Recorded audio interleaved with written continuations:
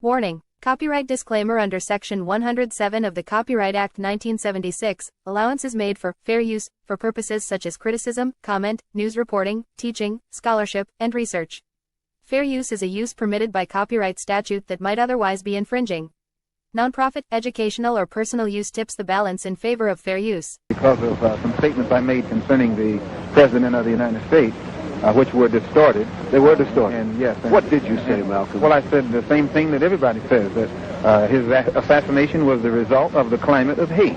But only I said the chickens came home to roost, and which means the same thing. Climate of hate means that this is the result of something. And when I said chickens coming home to roost, I said the same thing.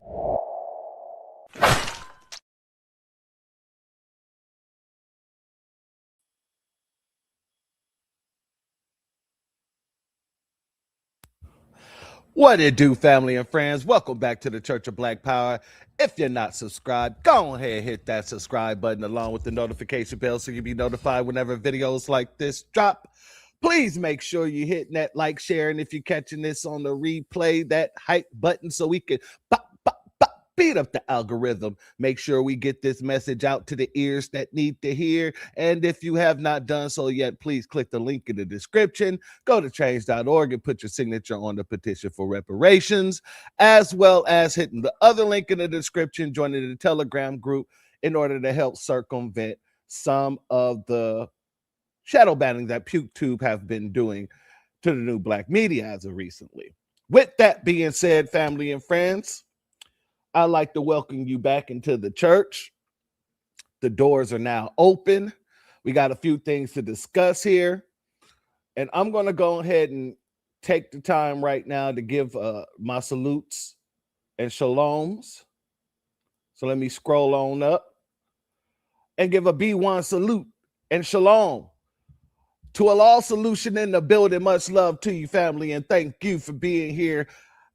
And I appreciate you for sending me those emails. We're going to be discussing some of those topics pretty damn soon.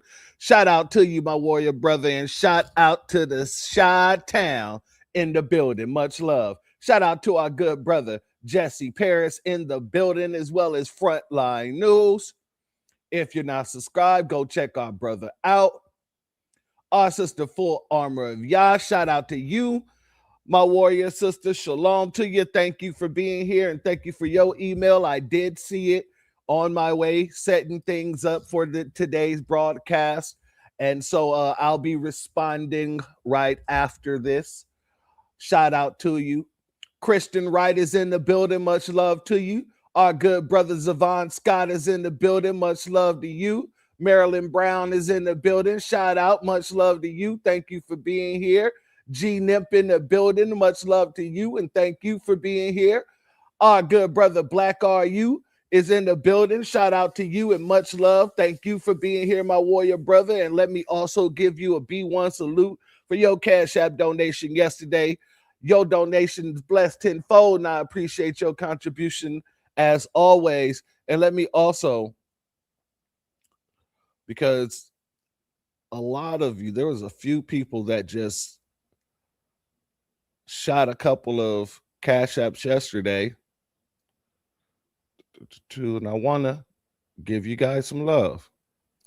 A B1 salute to Frederick Bean 2 times for both of your Cash App donations. Much love to you. Your donation is blessed tenfold, and I appreciate your contribution, family. As well as Gerard Johnson. Shout out to you and much love. Thank you for your donation. Your donation is blessed tenfold, and I appreciate your contribution as always, family. And shout out to our good brother Black Truth United in the building. Much love to you, my warrior brother. Thank you for all that you do, and thank you for your super chat. Your donation is blessed tenfold, and I appreciate your contributions as always, my warrior brother. Our sister Val Hawkins is in the building. Much love to you, my sister. As well as our sister Patricia A. Jones in the building. Shalom to both of you, and thank you both for being here. Summer Breeze is in the place to bees. Much love to you, my sister Queen, and thank you for being here, as well as our good brother Zoo Tours in the building, as well as our good brother Reparations Nation in the building. Shout out to the both of you, and thank you for being here. A McMill in the building. Much love to you, and thank you for being here as well. A goddess is in the building. A goddess Neve, is in the building. Much love to you, and thank you for being here as well. Our good brother Damian Reeves is in the building. Shout out to you, and thank you for being here as well, my warrior brother. Lover of Truth is in the building. Much love to you, as well as our Queen sister Queen Shabbat in the building. Much love to you, and thank you for being here as well, my sister. Our sister Astarte Jones is in the building. Shout out to you, and thank you for being here, as well as our good brother RBJ and Robert Taylor in the building. Shout out to you both, and thank you both for being here. Shalom to you both. Cultural Superpower is in the building, my warrior sister. Thank you for being here, as well as Nova Wave Radio. Shout out to you, and thank you for being here, family. Much love to you. Much love to you. And our sister Only Pamela's Way just popped in as well. Shout out to you, my dear sister, and thank you for being here. Now, family, today I have a special guest here with me. And, you know, he's my brother. He's your brother. And I asked him here today because our good brother is going to be running.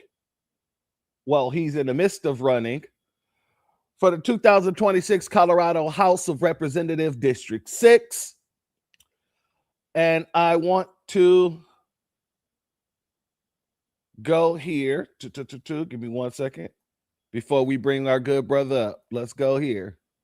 Shout out to our sister C. Terry in the building. Denver used to feel more like home. Now, longtime Black residents are being priced out, pushed out, and ignored. While politicians talk, the community keeps losing ground. That's why Jesse Paris is stepping up. Not to play politics, not to bow down, but to fight for the people.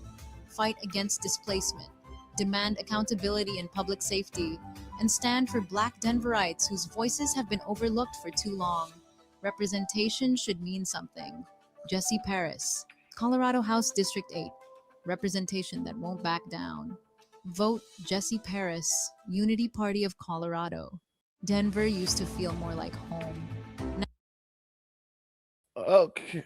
All right, family. Shout out. And I want you all to put your hands together. I'll do it digitally. Don't worry, family. Shout out. And as I bring up our warrior brother, Jesse Paris in the building, shout out to our good brother in the building. Certified salute, church. Certified salute, my brother. It's been a long time coming. Yes, it's been a long time coming. So, first and foremost, I'll give you a few seconds to tell everybody about your platform, and then I'll go into asking some questions. Yes, sir. Yes. So my name is Jesse LaShawn Paris. I am a Denver native. I've been here for 30 plus years, and my platform is a Black First agenda.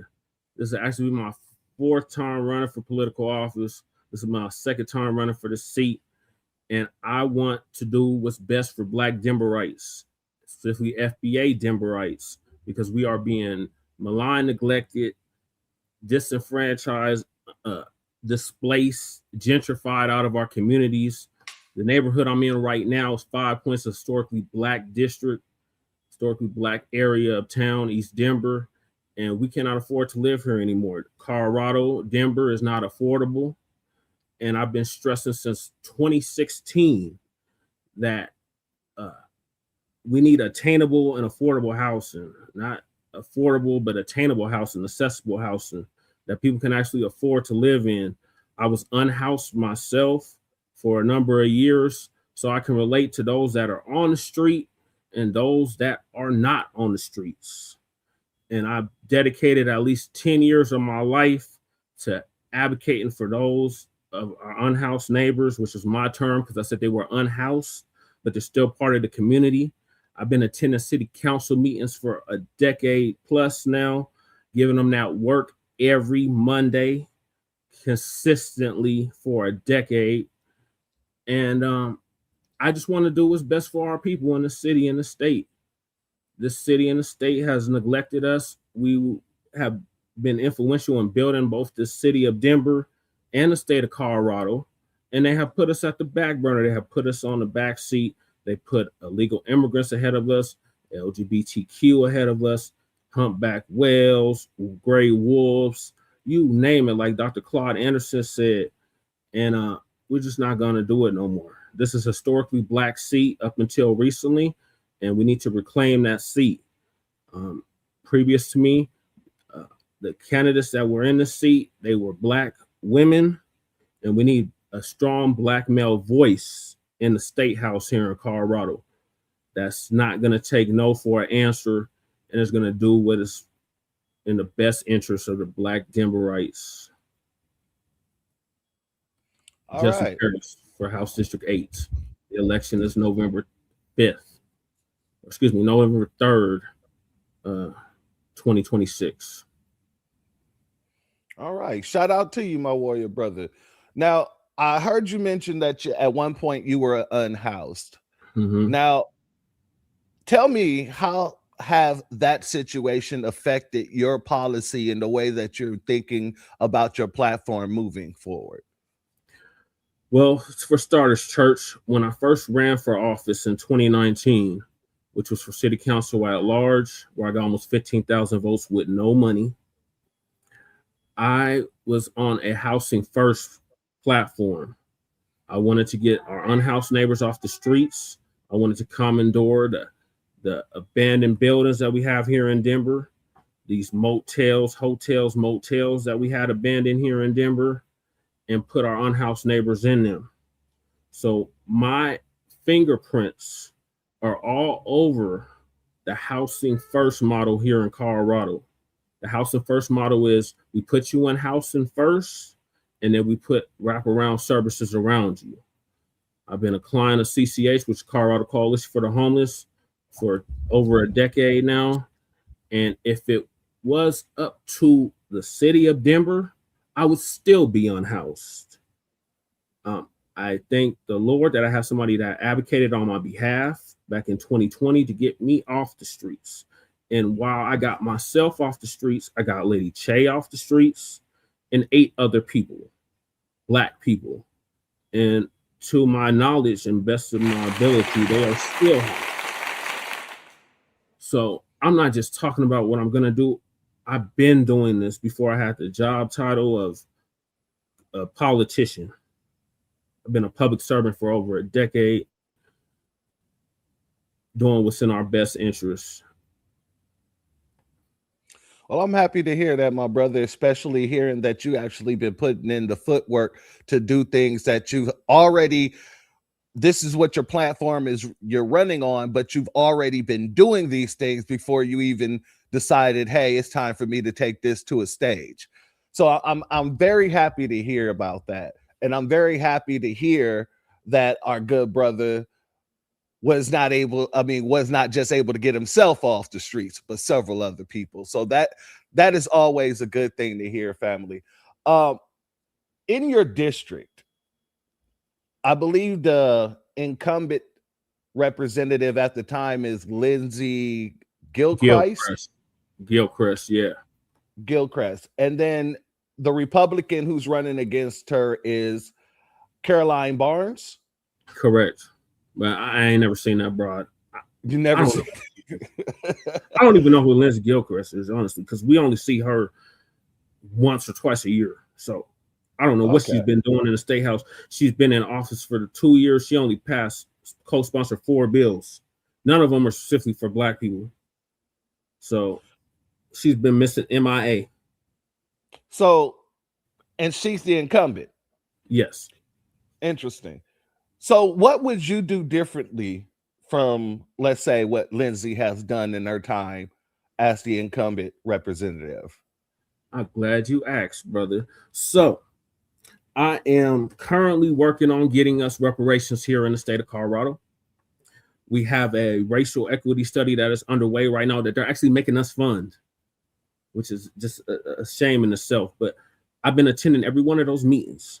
So I have reparations on my platform, direct lineage cash payment reparations for American freedmen, for foundational Black Americans descended from Mississippi, gender rights. So I've been doing that. That's one thing. So definitely lineage-based cash payment reparations. First things first. Then an anti-Black, anti-FBA hate crime bill. I was influential in getting, what is it called? The end of qualified immunity here in the state of Colorado. I would like to see an end of qualified immunity in all 50 states. But here in Colorado, I've been at the forefront of getting police accountability, citizen oversight, all of that. I serve on a Reimagining Police and Public Safety Task Force. I've been on that board since its inception, which was actually a year after George Floyd was killed. And we had, as y'all know, if you didn't know, we had some of the biggest protests in the nation here in Denver behind George Floyd. I was also at the forefront of getting some justice for Elijah McClain and his family, which I know them personally, especially the grandmother. Shout out to her, Linda. And so I would sponsor a bill for reparations, of course. Definitely a bill for anti-Black, anti-FBA hate crime, and more police oversight. If it was up to me, I would abolish the police, but it's not up to me. It's up to the voters of Denver to overturn the charter, which says that we have to have a police force. So if I could snap my fingers, I would do away with the police. But this is not a perfect world. We're striving to replace this global system of racism and white supremacy with a system of justice, which guarantees that nobody's mistreated. But I am beyond sick and tired of our people being neglected and forgotten, especially since we built this country, this state, and this city.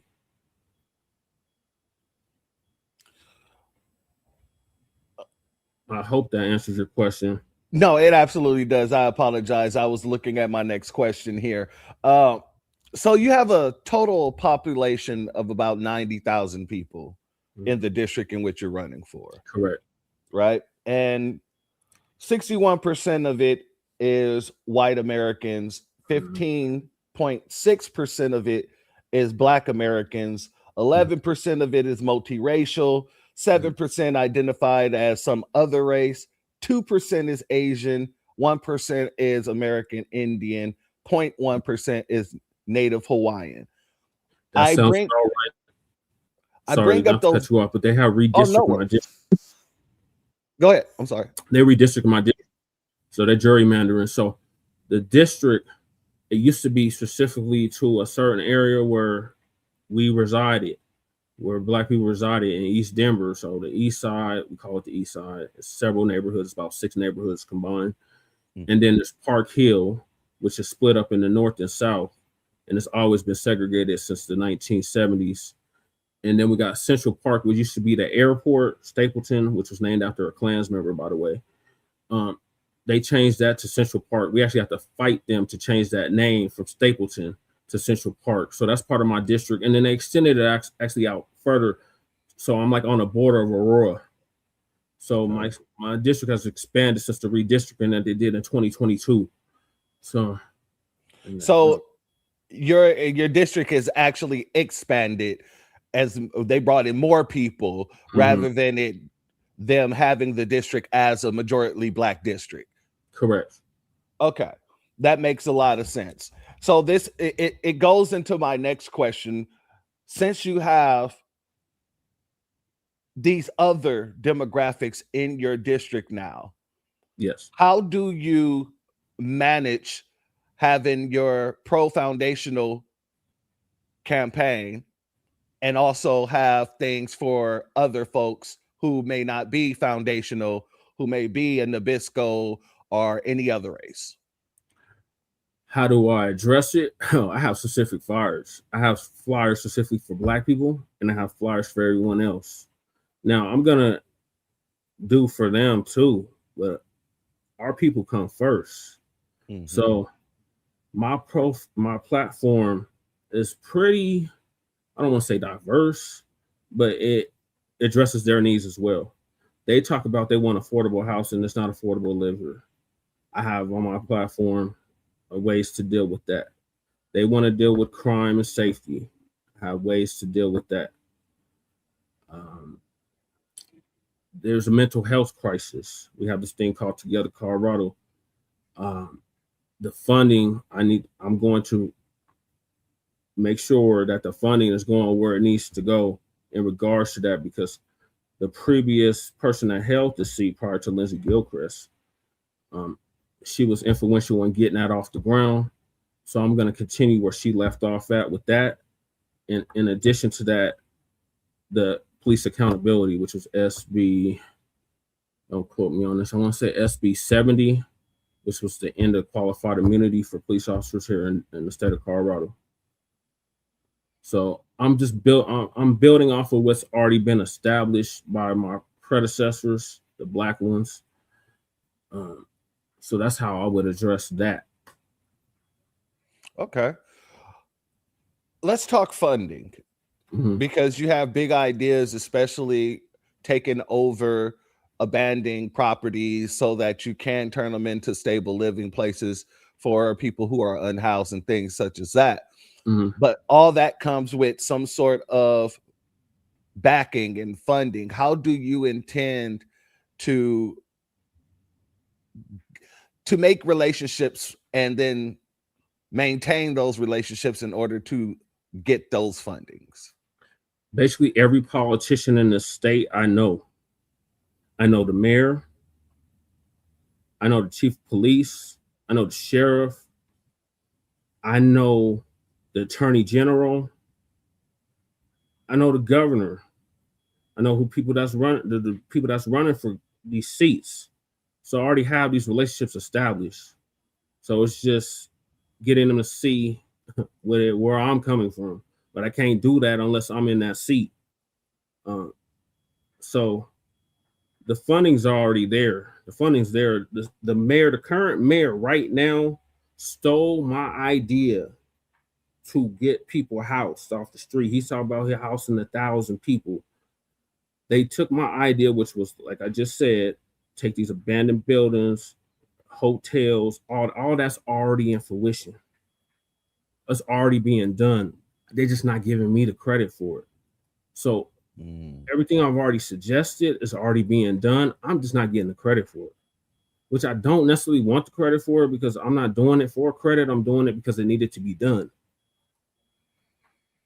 Okay. If that makes any sense. No, it makes perfect sense. It's not about the glory for you at this point in time. It's about making sure that things are getting done for the community. And that's totally understandable.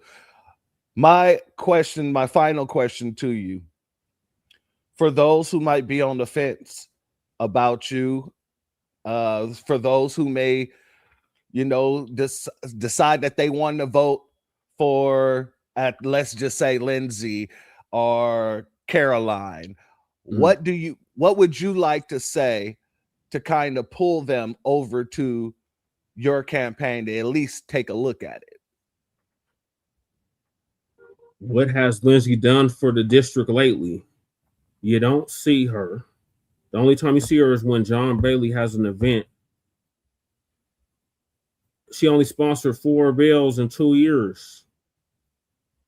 Don't you want somebody that's going to be accessible and reliable, that you can depend on, that you see more than twice a year?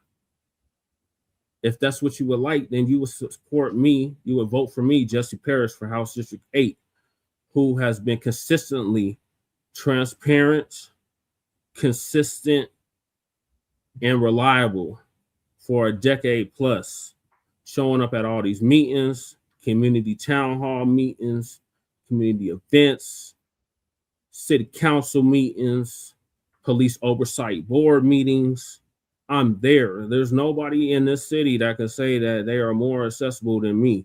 You ask anybody in this city, they know who I am, like me or not. They know who I am because I've been putting in the work for over a decade. So it's either you want more of the same or you want something new. Now y'all just selected Kiros. Y'all on this democratic socialist wave. I'm not a democratic socialist. I'm a black nationalist. But that doesn't mean I'm a white nationalist. Don't get it confused. I'm for my people first. I'm black first. But that don't mean I'm going to neglect you. I'm just tired of my people being neglected. I'm tired of my people getting the back burner. I'm tired of my people getting told, just wait. Just hurry up and wait. No, you're gambling with people's lives. And the district is tired of it. The people in my district are tired of it. They're tired of politicians only come around when it's election season. Y'all see me every day, every week, every month. I'm out there. So that's what I would say to them. All right. And before I let you say your final thoughts and your final words, my good brother, I would like you to reiterate what exactly it is you want to do for the community. I want to stop. Okay. So I would like to stop the displacement, the ethnic cleansing that is going on in Northeast Denver, which has been historically a black area of town that we help build, and make sure that the people that have called this area home can actually afford to stay here and age in place here. I've done work with the seniors. I've done work with the youth. You name it, I've done work with all of these groups. And I'm just sick and tired of our seniors not being able to age in place. The property taxes are through the roof. My godmother's a property owner, and she is having a hard time making ends meet in the historically black district of 5 Points where I live. She has the oldest black-owned barbershop on Welton Street, and they're trying to price her out. I want to make sure that the black businesses are able to stay and thrive, not just survive, but thrive. I want to make sure all black Denverites are able to thrive and survive, not just survive, but thrive. And with having me in the State House, a lot more bills will get pushed through that are going to be beneficial to our people. And if you want to be, what is the word? Diverse, poor people have been forgotten in the city. The city is booming, but the people that have called this area home can't afford to live here anymore. So I want to do something about that. And I have been doing something about that. So that's what I would say to them. So if you tired of more of the same old same, getting put on the back burner, not being able to afford to live in your city, in your neighborhood, in your community, then you will support Jesse Parrish for House District 8. I'm not new to this. I'm true to this. I've been doing this work for over a decade, like I've already said. And actions speak louder than words. You're absolutely right, my brother. Now, I want to thank you for coming on the broadcast. Like I said, this has been a long time coming. Me and Jesse, we be chopping it up in the background. So, you know, I try to make sure that I can, whenever we have family who's running or putting their good foot forward to do something for the community, these things need to happen. So I'm glad that you are running. I'm glad that you were able to come on the broadcast and give your platform. Please let everybody know your final thoughts, as well as let everybody know where they can find you, where they can actually support your campaign. And once again, what's the date that you guys are going to be doing the elections in Colorado?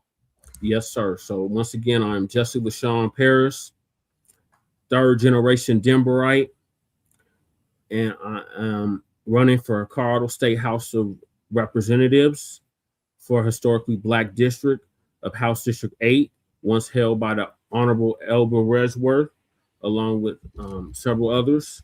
And we need to reclaim our district. We need to reclaim our seat. We need to reclaim our district. This is beyond ridiculous that we cannot afford to live here anymore. We've been gentrified, ethnically cleansed out of our communities. They have murals of us on the walls, but we can't afford to live here anymore. So what's the point of the mural? What's the point of the painting if we don't even live in the district anymore? So I want to make sure that we are able to move back to the district, because a lot of us have been displaced out to the suburbs, such as Aurora, Colorado, which is a de facto sundown town under a dissent decree with a murderous police department that needs to be held accountable, along with DPD, because they're not off the hook either. City where Black Denverites can thrive and survive. That's what my main focus and my purpose of this platform and this campaign is. So if you want to support me, you would do it by going to Frontline Campaign, Frontline Black News on YouTube and Facebook. My personal page, Jesse Parrish, aka Chan Kruma. My website is in the description in the chat. I believe somebody posted my website in the chat. I put it in the private chat, Church. So if you could post that. Yeah, it's being posted. No worries. Thank you. That's my website, jessefor8.com. Make sure y'all check me out. I have a very extensive platform, very detailed, very specific, not broad and ambiguous, but straight to the point. So you will support me for House District 8 if you are tired of being displaced out of your communities, not able to afford to live in your communities, and I'm tired of being victims of hate crimes in your city, in your state. Black Denverites and Black Coloradans, we need reparations now. We can't wait no longer. This study is just another stalling tactic. We need direct lineage cash payments now, and we need an anti-Black, anti-FBA hate crime bill now, not later, but right now. We need a city that is affordable, attainable to the average Joe and Jane, and we need to remember those that got Denver to where it's at now. So thank you for having me on, Church. Much appreciated. Make sure y'all check out Frontline Black News. We go live every Saturday at 10 p.m. Mountain Standard Time. Shout out to my warrior brother. Thank you for being here, my brother. And for everybody who's saying, you know, if I lived in Denver, I would vote for you. Shout out to each and every one of you. But make sure you're sharing this broadcast, because you never know. People in Denver might just catch on to it, might just see it just because you shared it. So that'll be just as good as voting for them. So shout out to you, my warrior brother. Like I said, thank you for being here today. Thank you for taking the time out to come and talk about your platform. And thank you for putting in all the work that you've been putting in for these decades, at least a decade, you know, for doing your thing. You know, I don't think a lot of people know how much work you do on the back end. And, you know, that's how I became privy to you, is seeing you doing these town halls and going to these, you know, situations and holding folks accountable. So, like I said, from day one, I had much love for you and respect for you because I've seen what you've been doing. But I don't think a lot of people know how many people you got off the street. I don't think a lot of people know that you go and help feed people and things like that. So, you know, this is a great opportunity, and this was a great opportunity so that people can understand exactly who Jesse Paris is. Yes, thank you, Church. Much appreciated, my brother. Certified salute to you. Certified salute to the family in the chat. Make sure y'all check us out on Frontline. Shout out, my warrior brother. You be safe and keep your head on the swivel out there, my good brother.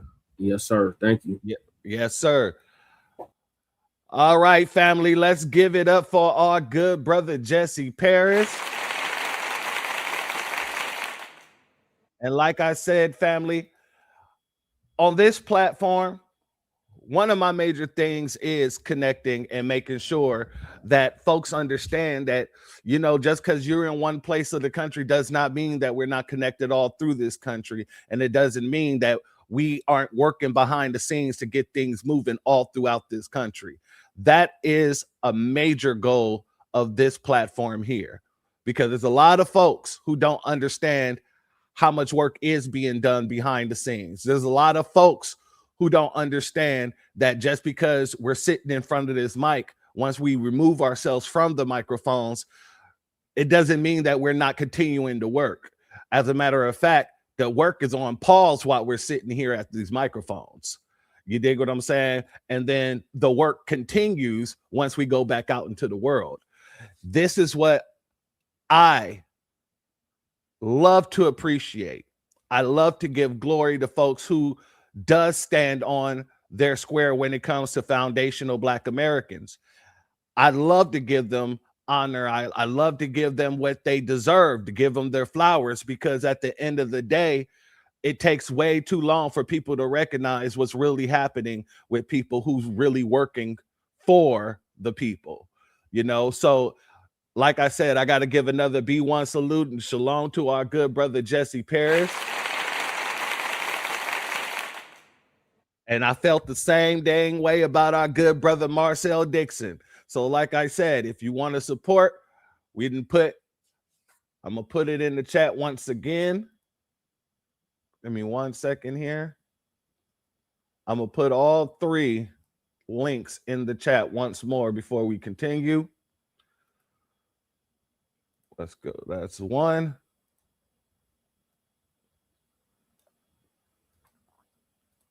And that's the 2nd here.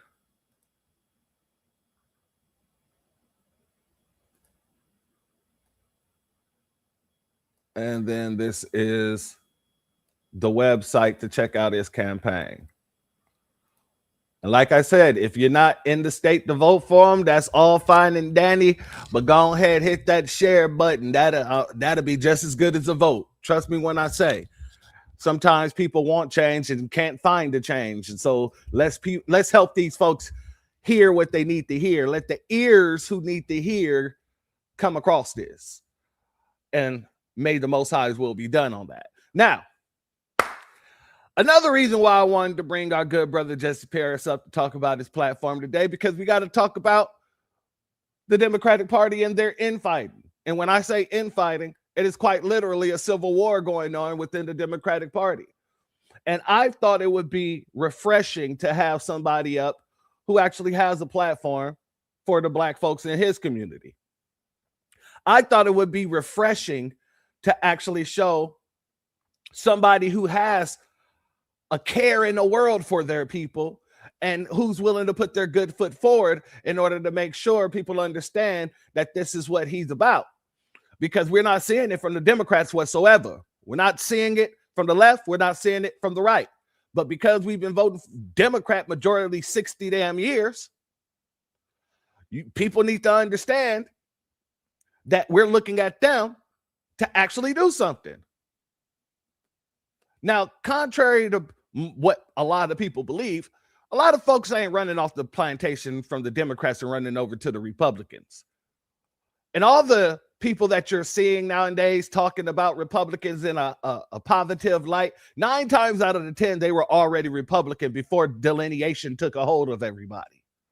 And now they just see their opportunity to big up these parties and try to get more people over to the Republican plantation. Foundational Black Americans ain't into that. At least the ones that I rock with, we are quite literally independents. We are foundational Black Americans, and quite literally, we represent for foundational Black American interest. We're not advocating for anybody to run from one plantation to the next, no matter which plantation it is. Whether it's the Democratic plantation or whether it's the Republican plantation, we are not advocating for anybody to do such. But what we are doing, we're advocating for actual policy from the people that we've been giving our votes to for over 60 years. And we're letting them know that, hey, you're going to have to take accountability for what you've been doing to our community, number one. And number two, we're not going to allow you to use our community any further in order to put people in the offices that just want to turn around and ignore our community while going and doing everything for their communities. We're done with that. This is a new time, a new dawn, a new day. The problem that Democrats are having is that they cannot, and I mean cannot, get it through their heads that the delusion in which they live in, the rest of the world is not seeing it. The rest of the world is not living there, especially foundational Black Americans. So when they come with all the rhetoric, it's killing them even further. It's killing them even further.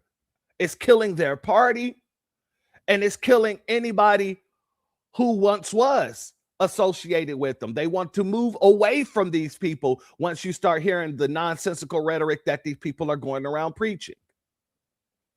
And I want to play this clip because it goes to show even the Democrats know that they're not actually doing well by preaching any of this nonsensical rhetoric or, fighting for illegals. They know that they're not getting anywhere. And that is a frustration to some of these Democrats now. So I want to go here. I want to play this clip. Let's go here, family. A lot of people in America who feel that there are a lot of people who feel that the Democratic Party is out of touch. We can't be honest about what's going on, with immigration. We don't have a plan for immigration. We're not able to say what actually Democrats should do to fix the problem. All we are is opposition to Trump. Under Biden, we said inflation is not really a big deal. It's transitory. It's going to go away. And then the whole party said, hey, don't worry. Everything's great. Joe is awesome. He can run for re-election. So the point is we have this history of kind of just like washing over problems and not addressing real concerns that voters have. We got to make sure we don't do that in Arizona. Okay, but we've got to make sure. Do you think you're doing that now? Because look no further than a state just north of you, Maine, where I kind of feel like that happened 2 weeks ago. Yeah, I think that's honest. I mean, to be honest, it's a problem. It's still a problem. There are a lot of people in America. Right? Now I gotta give a shout out to this dude here. I gotta give a shout out to him because at least he told the truth. And that is something that a Democrat at this point in time in America, for some reason, is too allergic to even bring up, which is the truth and what's really happening and the problems that they're facing within the Democratic Party. And the reason why they are hemorrhaging voters. So, shout out to him for telling the truth. And also shout out to our sister Hurricane Niecy in the building. Much love to you, my warrior sister, as well as our sister Intrigue in the building, and our sister Black Spider in the building. Our good brother Breeze Omega is in the building. Shout out to each and every one of you. Our sister Tiffany Jackson is in the building. Our sister Aquarius Minded is in the building. Our good brother Crew Reality is in the building. Much love to each and every one of you. Our sister Cooking with Miss D is in the building. Spotty Adi is in the building. Much love to all of you. Thank you all for being here. Spotty Adi, that is a lovely day. Oh, family. Now, before we get really into this, let me address somebody. I have to address somebody and this type of thinking. Let me go here, family.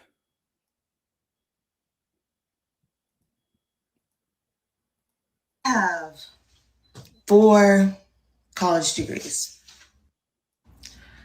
I have 4 college degrees. 4. I have 2 bachelors, 1 in political science, 1 in criminal justice. I have a master's degree in criminology, law, and society. I have a Juris Doctorate degree with an emphasis in criminal law, and I am a licensed attorney, and I cannot figure out for the life of me how to get you niggas engaged. I can't figure it out. I can't figure out for the life of me. I'm a single mom. I went through law school as a single mom. I have worked and gone to school since I was 16 years old. Literally worked and gone to school simultaneously. Not just summer jobs, not even just part-time jobs, since I was 16 years old. I've lived more life than a little bit. I've been through more experiences than I can count. I spent 17 years actively fighting to get my brother out of prison who was wrongfully convicted. I spent my entire life, my entire adult life doing that. I volunteered to go to jail to have the experience. I have been trying to figure out how to communicate with you niggas. Because the space that we're in right now is dangerous as fuck. And I don't know how to break through the mold of, well, shit been bad no matter what. No matter who had it. They don't do nothing for us. They don't do nothing for black people. I don't know how to break through that mold. I'm not saying people are wrong for feeling that way or commenting that way, especially when we're seeing $1.7 billion worth of white crime reparations quickly signed, especially when one person and you ain't even fully got the position yet, you are still in the acting role, can draft a document, a 1-page document, and say, he off the list forever in perpetuity. And we say we want the John Lewis Voting Rights Act. We can't do that, though. We can't give you that. Well, let's get the George Floyd. We can't do that, but stop that other hate. I get it. And I don't know what to do. I have 4 college degrees. Now, before I go back and slow roast this, family, everybody in the chat, y'all are already 10 steps ahead of me. You're saying things that I said when I first saw this clip. You're thinking the same things that I was thinking when I first saw this clip. I know, because I'm reading the comments as they come up, and I'm like, yep, same thing I said. Yep, same thing I said. But before we get into it, let me go ahead and give some love for the shout outs. For the super chats here. Let me give a B1 salute to our sister Miss TT for not 1, 2, 3, 4, but 5, 6 gifts. I appreciate the 5 gifts and your super chat donation. Much love to all of you. Much love to you, my sister. And thank you for all that you just did here. And thank you for all that you do, my warrior sister. Your donation is blessed tenfold, and I appreciate your contribution as always. And a B1 salute to our sister FBA Queen Much love to you, my warrior sister, and thank you for your super chat. Your donation is blessed tenfold, and I appreciate your contribution. Keep moving forward as we plan to do. Shout out to you, my warrior sister. Shout out to our family, Rael in the building. Much love to you. Thank you for your super chat. Your donation is blessed tenfold, and I appreciate your contributions as always, family, as well as Radical Renaissance in the building. Much love to you, and thank you for being here, and thank you for your super chat. Your donation is blessed tenfold, and I appreciate your contributions as always, family. And a B1 salute to our warrior brother DSB in the chat. Much love to you. And our sister Yaya Israel in the chat. Much love to you as well, my warrior sister, as well as Jamal in the chat, our good brother. Much love to you. And thank you for being here as well. Now, let's slow roast this. Let me go ahead and draw this back. Pull this back. Oh, shout out. Shout out to Maxwell Jenkins for both of your gifts. Your donation is blessed tenfold. I appreciate your contributions as always, family. Much love to you, my warrior brother. And thank you for being here. And another B1 salute. Shout out to our sister Always Bet on Black in the building.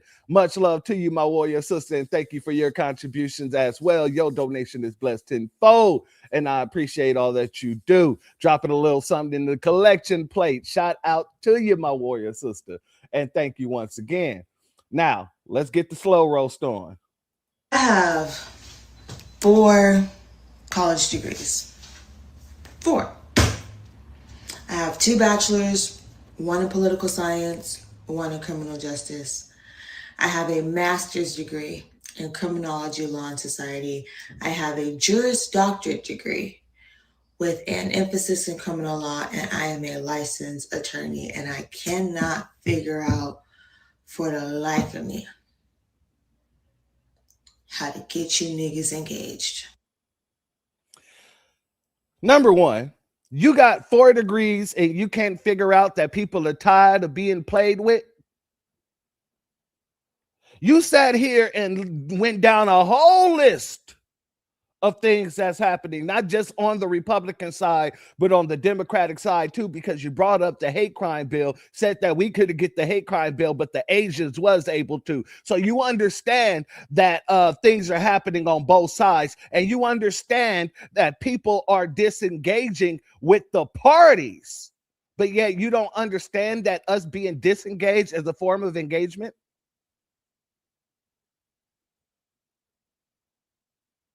Family, these kind of people think that because they have a number of degrees, that makes them the most trustworthy voice in the room. That means that because she has 4 degrees, that everybody should stop talking and listen to her whenever she opens her mouth about politics, about law, about anything that pertains to the topic. All while preaching the same nonsense that turned people off to begin with. All while talking about the very same things and talking to people in the very same way that turned them off from the party to begin with. Let's continue. I can't figure it out. I can't figure out for the life of me. I'm a single mom. I went through law school as a single mom. I don't understand the relevance of her even saying that. I don't understand the relevance of her even saying that. I'm a single mom. I went through law school as a single mom. What relevance does that have to the conversation? If you were in court right now and I was opposing counsel, I would say, Your Honor, I object. What is the relevance? Now, the judge might give you a little leeway to see what the relevance might be, but you already understand this as a practicing criminal attorney, right? So why would you say something that is out Like, it's just outlandishly nothing tied to what we're having here. We're not having a conversation about whether you're a single mother. We're not having a conversation about you being a single mother going through law school. You just sat here and told us that you got 4 degrees and can't figure out how to get us engaged, and then went into being a single mother. Tell me what sense that makes. It makes none to me. Let's continue. I have worked and gone to school since I was 16 years old. Literally worked and gone to school. Again, relevance. What is the relevance of this? I worked and gone to school since I was 16 years old. What does that have to do with Black political politics? What does that have to do with Black political power and utilizing our right to sit it out if nobody's going to bring any political policies to us? I'm just trying to figure out. The only reason why a person would think that all these things are irrelevant is because they're trying to put their resume on the table to say, look, I went to school for this long. I worked for this long. I'm even a mother and I deal with children. So I should be able to talk to you Negroes. And the fact none of that works, none of that is changing our stance, nothing in her mindset, our arsenal, is getting us to say, well, she sounds pretty educated. Let's stop and listen to her for a second. And it's confusing her.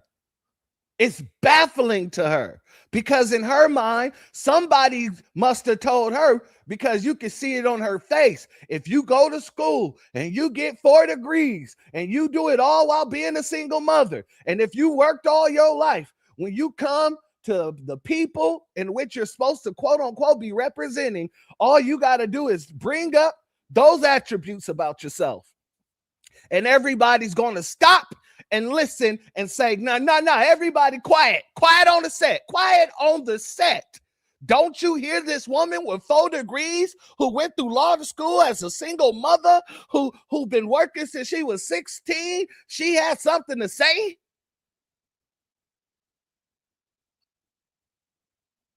This is what these kind of people think in their minds. It's not about what we're saying, because all you have to do is listen to what the Black grassroots are saying. You can't even go against what we're saying. No one can show us the flaw in the logic in what we're saying. They just act like they just can't get it together. Why can't I get through to these people? Because we heard a million more people like you.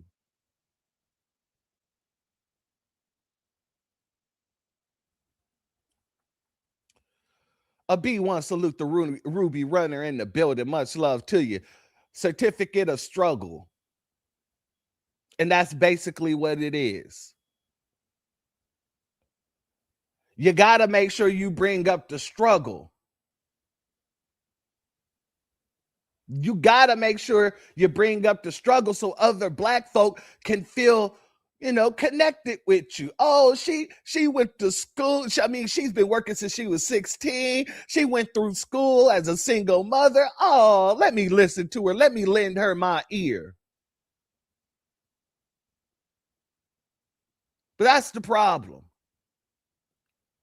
Too many of you has picked up on the white supremacist notion, that all you got to do is go to school and be more educated than the Black man. And as a Black woman, everybody should stop and listen to you just because you have those attributes. Let me explain something to you. I can appreciate a woman wanting her education. I will never appreciate a woman who weaponizes her education against her community and think that we should be happy about it. Nor will I respect any man who does it. I treat the female who does it in the very same way that I treat the male who does it. They're both trash.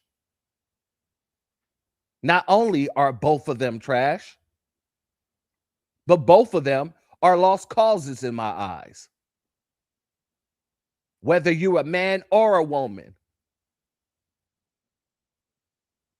especially when these institutions, if you are not a well-studied person of Neely Fuller Jr., and the code itself, if you do not understand white supremacy, what it is and how it operates, you're going to come out of that institution confused, because you're going to come out that institution indoctrinated. I thank the Most High that I didn't go directly into college. I thank the Most High that I never allowed school to interfere with my education, because I could have went into the school and came out indoctrinated too. And this is why it's important for parents to give your children the code while they're young. So while they're growing, they can continue to put these pieces to the puzzle together. So by the time they get old enough to go to college, they won't be indoctrinated, because they already did learned everything that they need to know about the system of white supremacy. So they'll see it coming.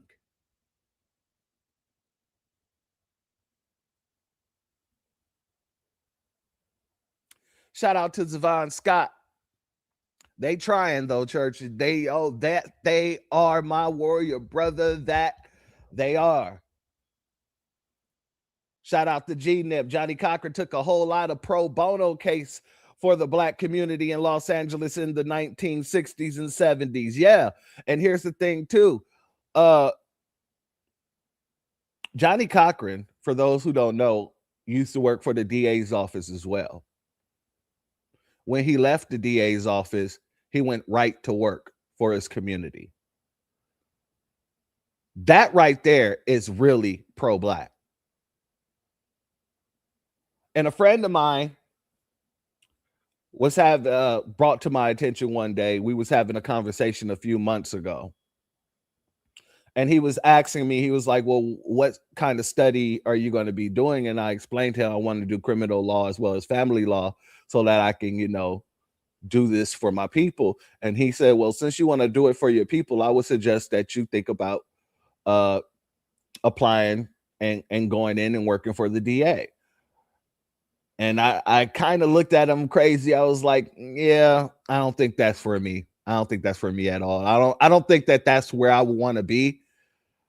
And he said something that really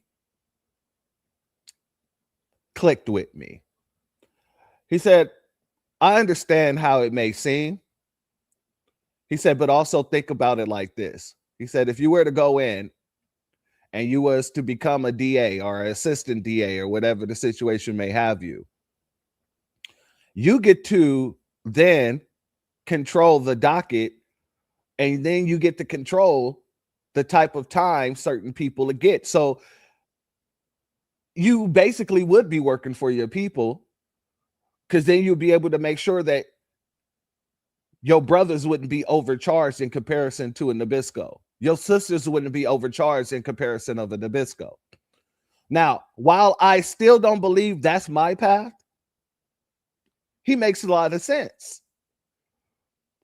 And so that's how I come to find out about Johnny Cochran actually working in the DA's office, and seeing how he took that and used all that information that he gained in the DA's office to then go out into the public realm and use all that knowledge for his people.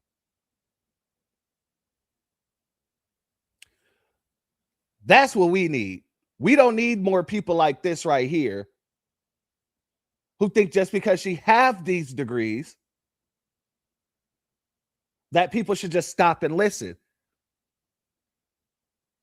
Show us exactly what are you doing with those degrees for the people.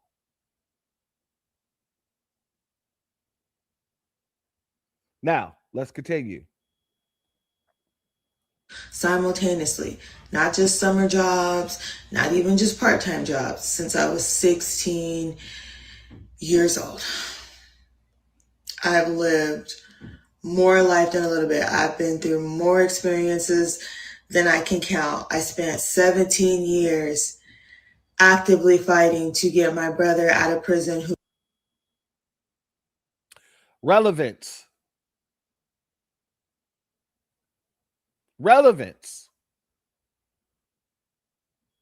Who was wrongfully convicted. I spent my entire life, my entire adult life doing that. I volunteered to go to jail.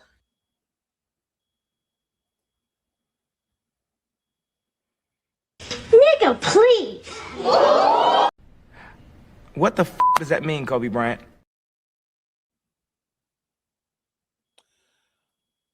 I saw a lot of you put it in the chat earlier. How do you volunteer to go to jail? I want to know. And what did you volunteer to? Because you have to commit a crime to go to jail. You can't just walk into jail and say, hey, I'm here voluntarily, give me a cell. I've never seen it done. So when she says, I volunteered to go to jail, I felt like Kanye. What the does that mean, Kobe Bryant?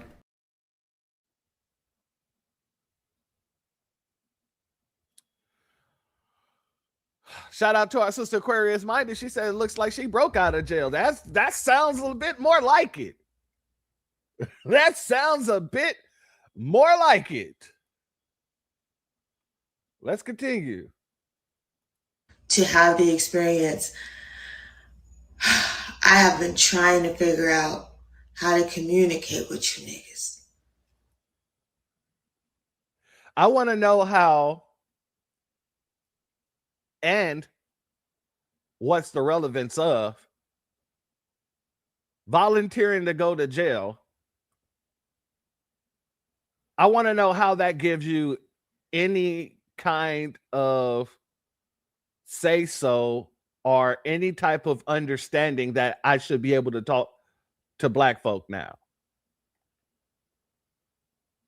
I should be able to get this through your mind. I just don't get the logic in this woman and what she's saying or thinking or doing. I don't.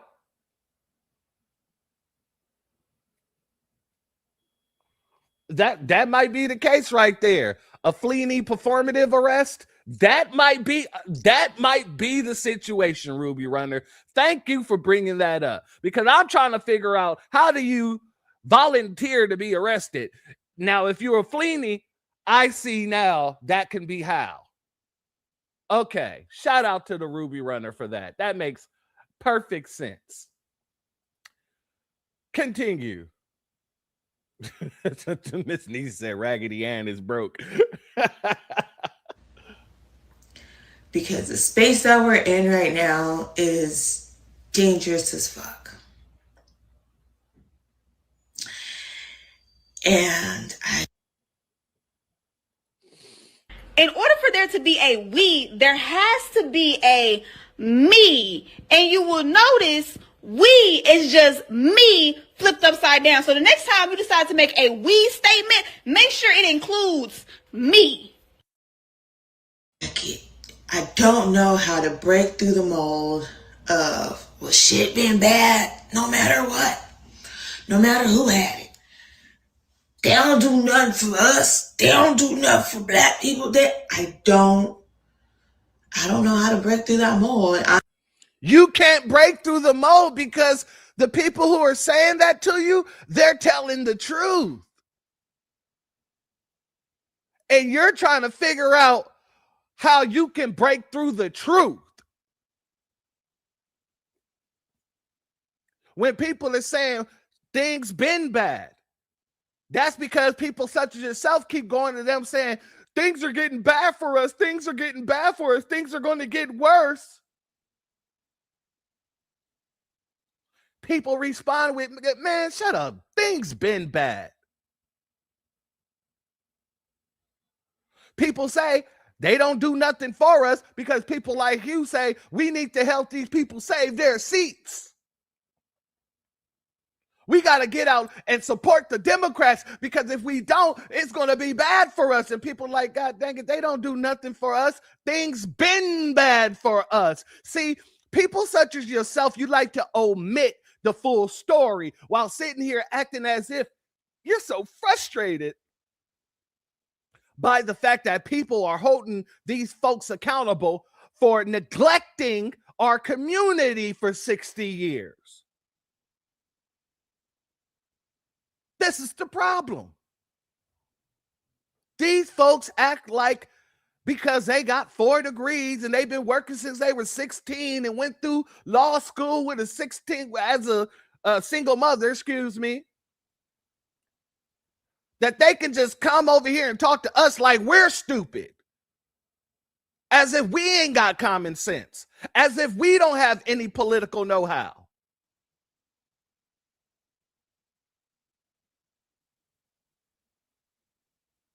I want people to understand these folks, a lot of these people who go to college, and I'm not saying everybody that goes to college, but a lot of these folks who go to college, like I said, they're not educated, they're indoctrinated.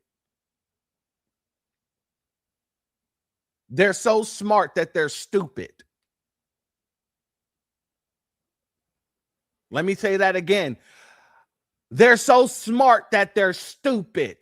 They're not educated. They're indoctrinated.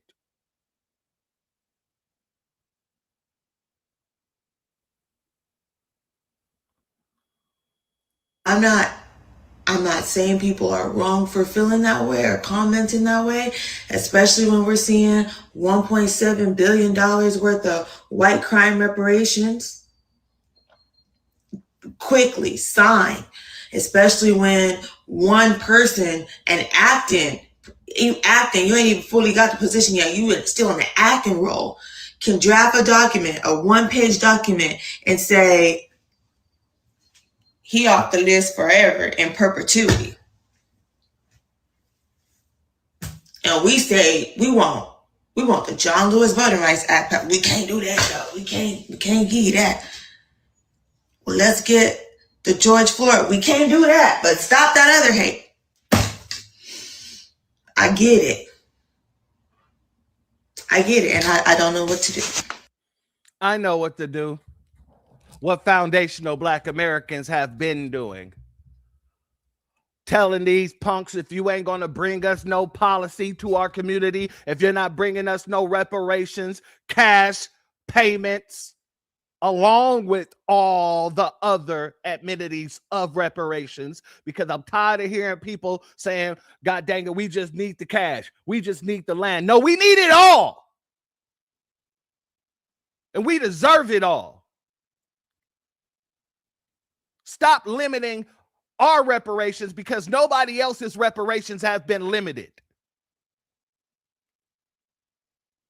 We're not here for limited reparations. We're here for our reparations, the big old slice of the pie that they've been holding away from us for centuries.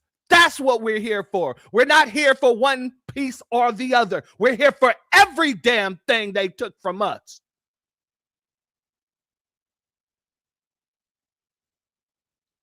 And I don't care who like to hear this and who don't like to hear this. I'm not here to make people feel good. I'm here to tell the damn truth.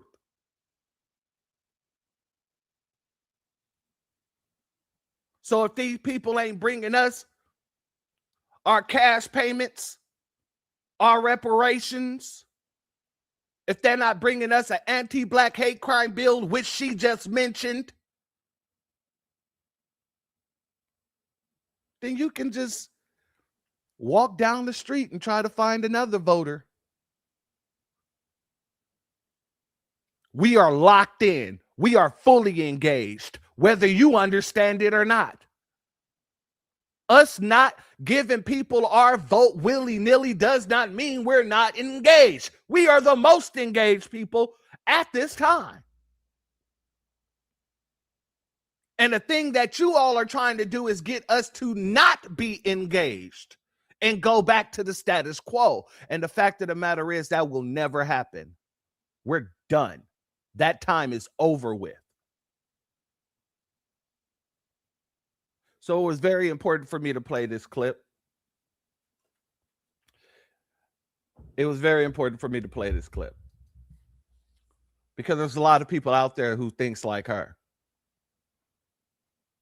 There's a lot of people who's out there who thinks like her, who thinks that just because they have a certain amount of degrees or just because they've been working since they were 16 and they went through school as a single parent or whatever, that they have more say so. Well, I'm here to tell you all, our upward mobility is not for discussion. In the very same way that our experience in America is not up for discussion. In the very same way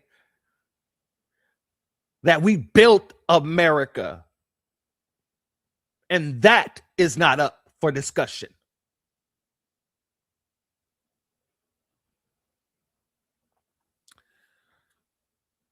We'll vote the furniture party for the next 30 years if we need to. But you're going to get it through your thick, narrow skulls. Now, I don't even know how you can have a thick and narrow skull, but y'all made it happen.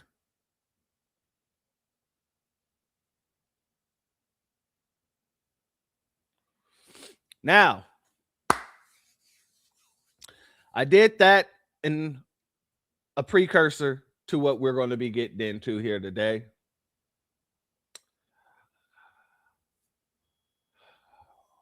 Let's go here, family.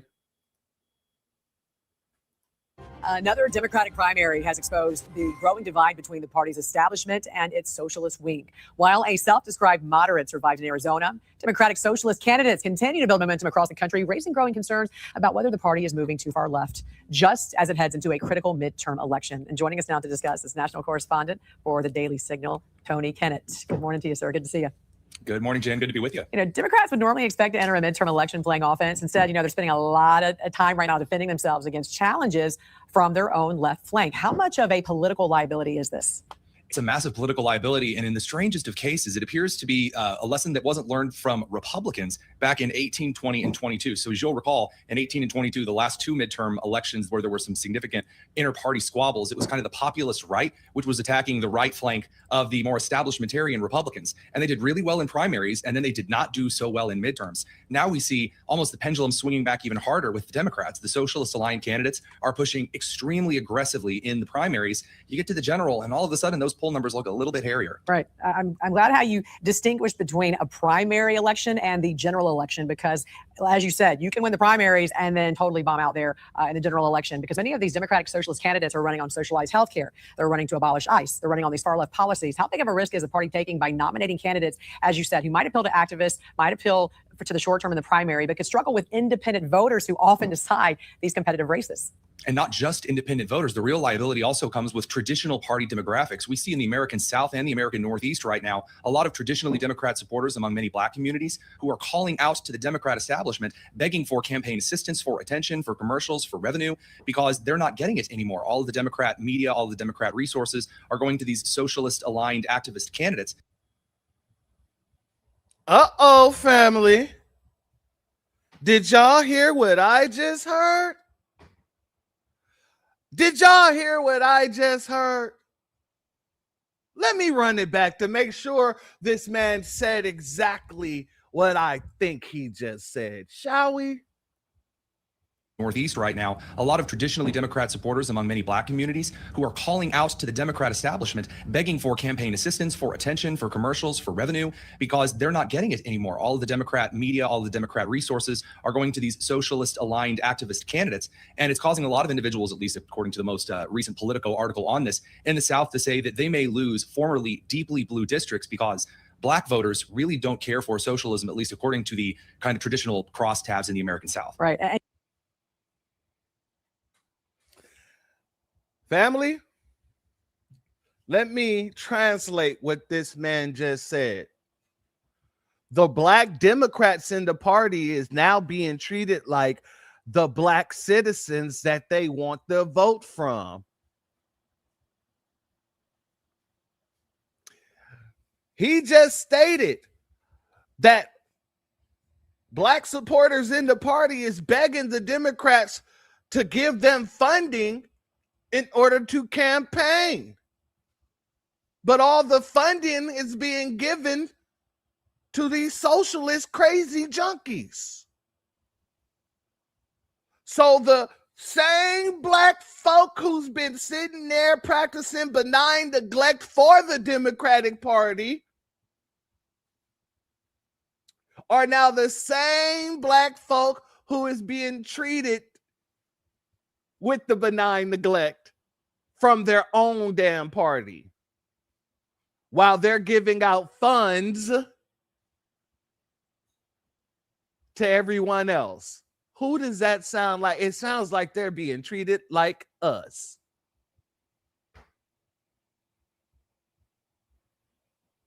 Oh, that's got to sting, don't it?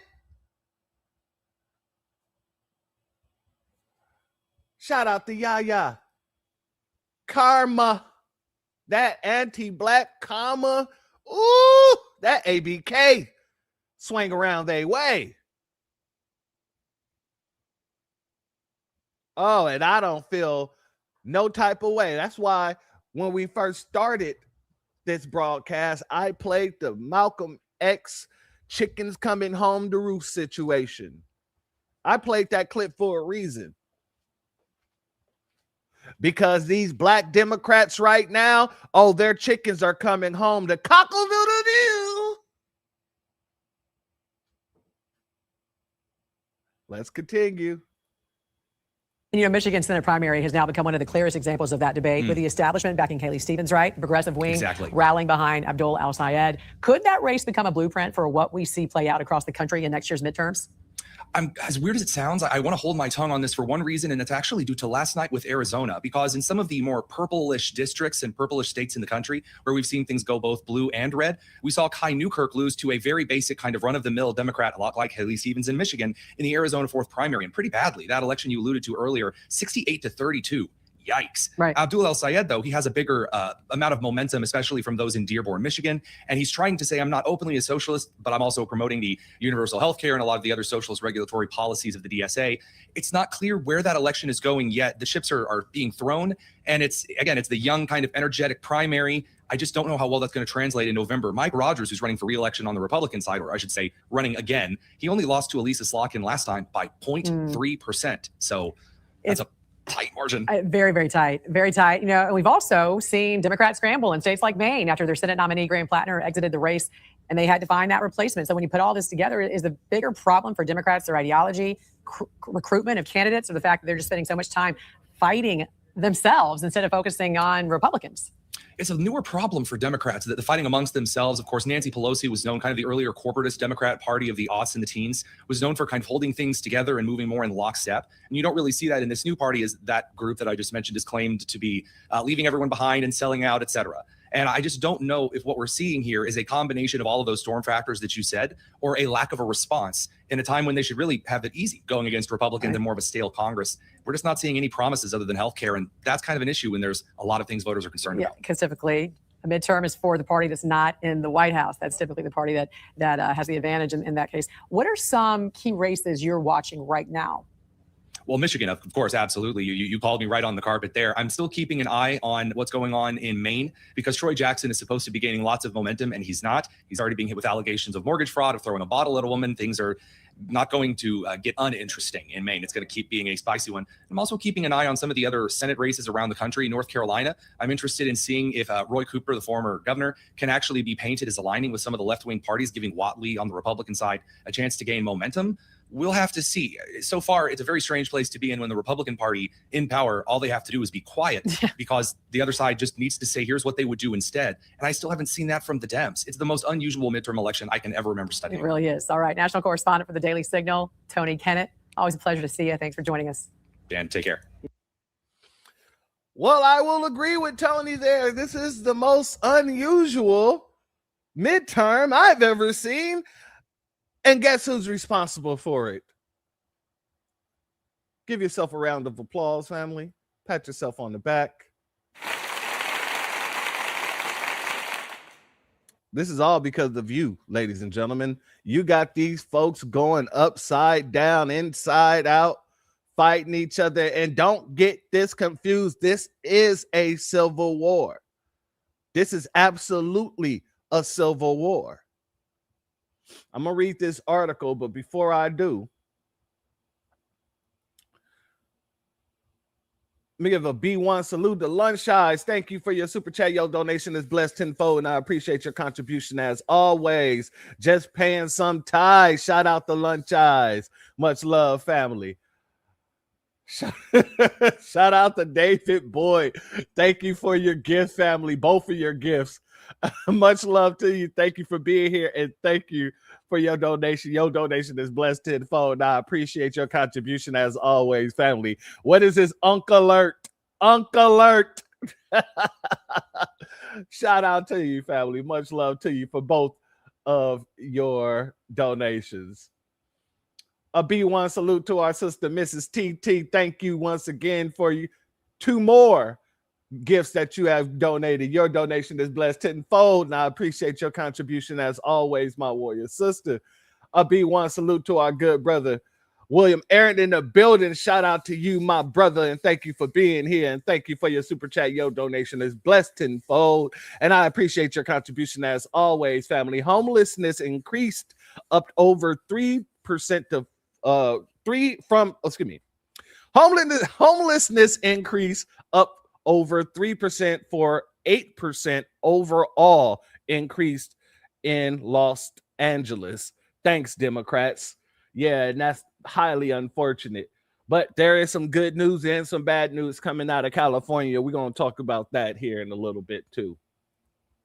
Shout out to you, my brother, and shout out to Mrs. TT one more again for your gift. Your donation is blessed tenfold, and I appreciate your contribution as always, my warrior sister. Now, I want to get into this article here.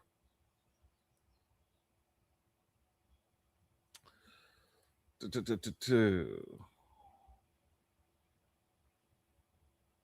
we're not going to read it all here. Alaska removes thousands of state active voter list,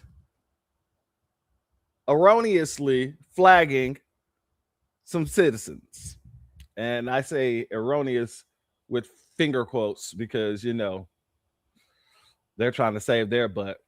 The state of Alaska has removed 3,048 Alaskans from the state active voter list, claiming they may be non-citizens. The removal leaves those residents able to vote only if they can provide extra identity information, and removal put them on track to be purged from the state voters roll altogether. Only U.S. citizens may vote in Alaska according to the state and federal law, but many of the removal appears to have affected citizens who were erroneously flagged by the Alaskan Division of Motor Vehicles. Carol Butcher, director of Alaska Division of Elections, told state lawmakers on Wednesday that the removals were the result of old data given to the division from the DMV. And she isn't sure why so many Alaskans were flagged as possible non-citizens. Do you guys believe that she's not sure why so many people were flagged? I don't. I believe that, she's surprised that, that information actually came to light. But let's continue. Under Alaska's motor vehicle program, people are asked if they want to register to vote when they apply for the driver's license. The registration process requires the applicant to state whether or not they are citizens. If all these are happening from errors, then wouldn't it make sense to remove the error altogether? And in a sense, what I'm saying is, wouldn't it make sense to make sure that no illegal can get a driver's license? And that way, you won't have to worry about them being automatically enrolled, even though they said they wasn't a citizen. If you cut out the gifs of the situation, then god dang it, we won't have these problems.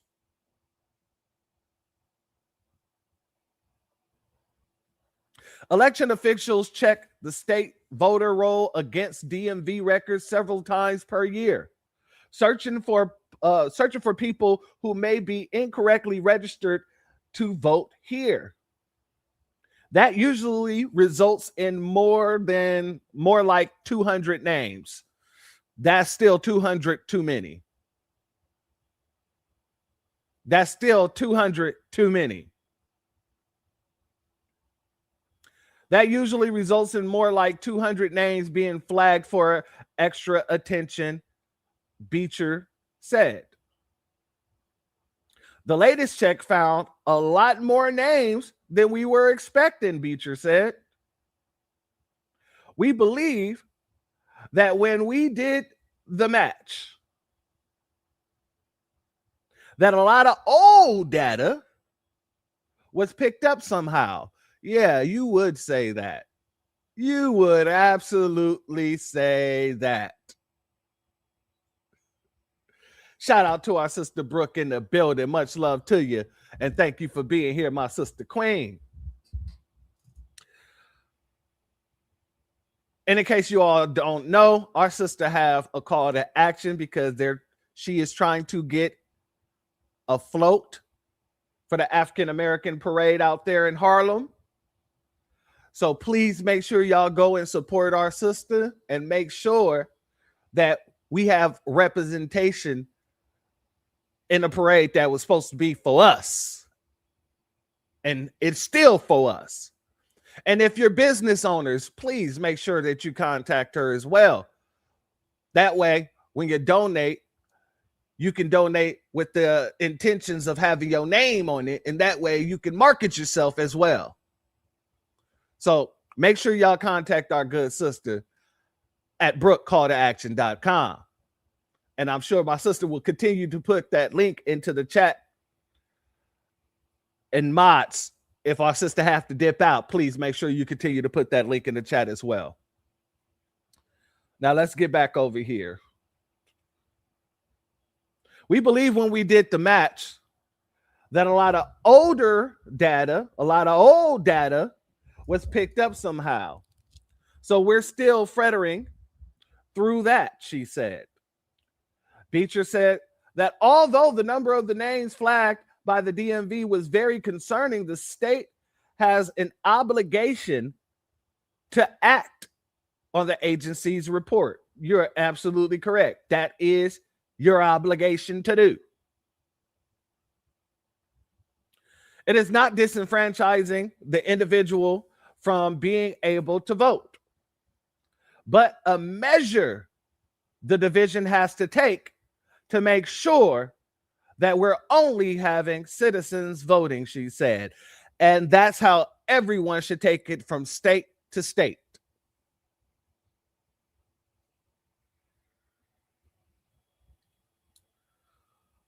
How to check, it gives you that information, this, that, and the third. If you would like to read the rest of this, family, I will put that in the chat. But this was mostly about letting you guys know that it happened again, this time in Alaska. Like I said, a lot of these states, just imagine the states that aren't reporting these things, like California, like New York, like Oregon, like Washington, like Minnesota.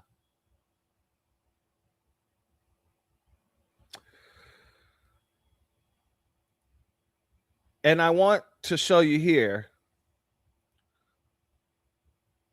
how the Dems are putting their heads in the sand like a bunch of goddamn ostriches. I don't know if y'all ever seen an ostrich stick their head in the sand, but not only is it intriguing, but it looks brutal. It looks like that ostrich trying to snap his damn neck off the way it slam his head into the sand. This is what we got Democrats doing as of right now when it comes to these things. Let's go here.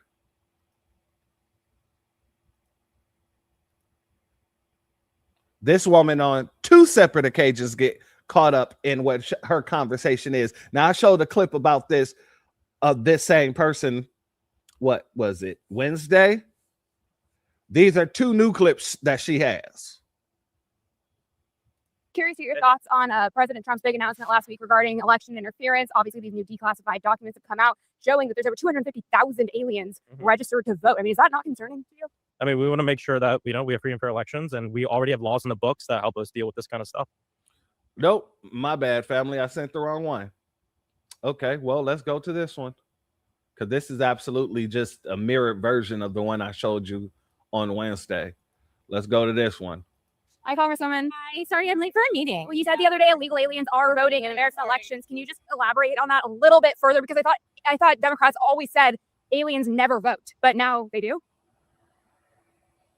Sorry, we're running late for a meeting. This is sort of absurd. You know the facts as well as I do that folks were clearly inadvertently registered through a mistake. We have laws in place that help ensure that when this happens, that we find, determine, and remediate the error. I think it sounds like the investigation is still happening. New Jersey instigated an independent investigation. They'll figure out what happened. Folks who received a ballot or a voter registration card in the mail, I could understand how they might have made an error, but 400 out of 6,600 is clearly not widespread fraud. It is something that deserves to be investigated and that we have to figure out the root cause of and fix. But 400 people is not nationwide voter fraud that this president is proposing is happening. But isn't it just such a perfect argument to get the Save America Act passed? Because if that were actually implemented at the time of this, do you know how many people are dying from abortion bans?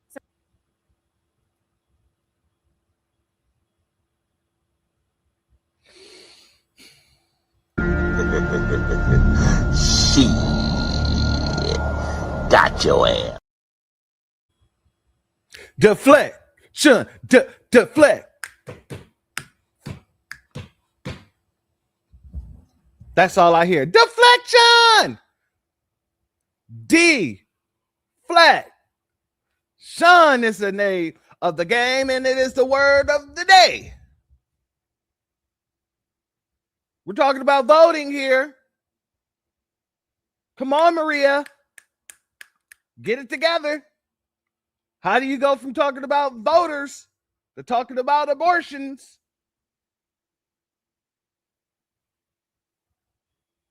We're just going to change the subject. Well, do you know how many people are dying from abortion? Many fewer that are dying from abortion bans. But if you are so willing to dismiss a percentage argument and an argument about facts, I think it's worth investigating. I think this incident of folks being incorrectly registered to vote is important to investigate. It's important to fix. It's important to ensure that our laws are being upheld and that only people who are eligible to vote can vote. But that's already the law.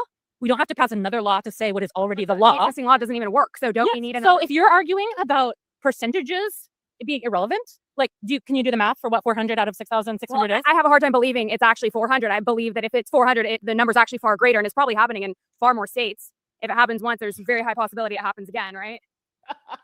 I don't think that's what laws or what statistics necessarily say. But seeing that you're not interested in determining the facts and following the investigation, you just want to go with your guts, then I think this conversation is. There's actually numerous pieces of evidence that show aliens are registered to vote in a number of states. So it's not just New Jersey; it's actually happening nationwide. But I don't think there's numerous pieces of evidence to say that there's massive voter fraud. I think isn't one alien voting too many? One person dying from an abortion ban too many? One person dying from abortion is too many, I think. Thank you, Congresswoman. Shout out to Project Leroy in the building, my warrior brother. Thank you for being here. Godly. This man said refrigerator built Maria talking crazy. And she ain't the only one. She's not the only one. I want you all to pay attention to even the Republicans when they're talking about these situations and not just the voter, because they're being asked about these damn bills that's being brought up by Republicans in order to extend mass amnesty to these people. And they want you to know, just don't concentrate on it. Don't concentrate on it. Like, the Democrats are not concentrating on the people who are voting illegally. Let's go here. Leaders, please. There's a growing effort from a number of House Republicans to create a pathway to citizenship for illegal aliens. There's a new agriculture bill that does that. There's a Dignity Act that does that. Are you at all concerned that the Republican Party is sort of drifting away from America First priority? Well, those bills haven't moved out of committee. If you look, the bill HR 2 that we passed in the last Congress was considered by everybody the strongest border security bill in our country's history. And then we've continued to carry out strong border security measures. We actually have the best border security right now under President Trump that we've seen in generations. So we finally secured the border. We're going to continue to do that. Democrats made it clear they want open borders without any doubt. I mean, they shut down the entire Department of Homeland Security because they want open borders. We're not going to let that happen. Leaders, please. There's So the Republicans want you to keep an eye on the borders. He said those bills haven't moved out of committee. Notice what he didn't say. He didn't say those bills ain't going to go nowhere. Don't worry about it. As soon as they get to the floor, they're going to die. He didn't say nothing like that. They haven't even made it out of committee. So what is going to be your response once they make it out of committee? You still going to be talking about the border and how secure it is? So these folks are just as delusional, and they're putting their heads in the sand the same way that these goddamn Democrats are doing. Here's Nancy Pelosi. Hi, Congressman Pelosi. Last time I asked you about January 6th, why you turned the National Guard away on January 6th, you told me to shut up and that I was repeating Republican talk. To shut up again because you're speaking lies. And you're right here on the record saying, no, I'll admit it. No, I did not admit it. Now, family, I ain't seen Pelosi since Donald Trump became president. I've seen her maybe 3 times doing like interviews. I have not seen her since then. Really? This is the first time that I've seen Nancy Pelosi all damn year. Have y'all noticed that? This is the first time that I've seen Nancy Pelosi all damn year. And it's July, the middle of July.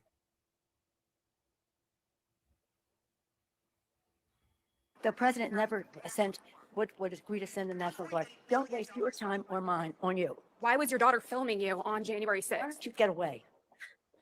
These are just questions the American people want answers to. No, you know what? I don't even think you're a real journalist. You work for Mike the Pillow Man.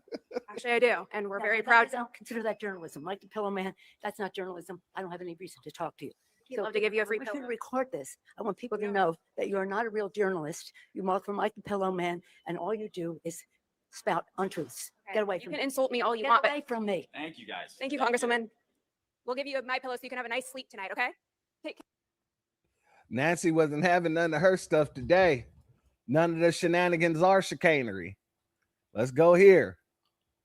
Hi, Congressman. How are you? Good. Just curious to get your thoughts on this latest development in New Jersey, where the governor has revealed that there are thousands of aliens actually registered. This man looks like an alien himself.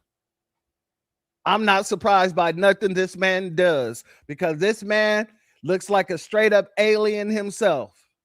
Just hearing the word alien, he like, yeah, I'm on board. Don't worry. Whatever you need me to do, it's going to be done.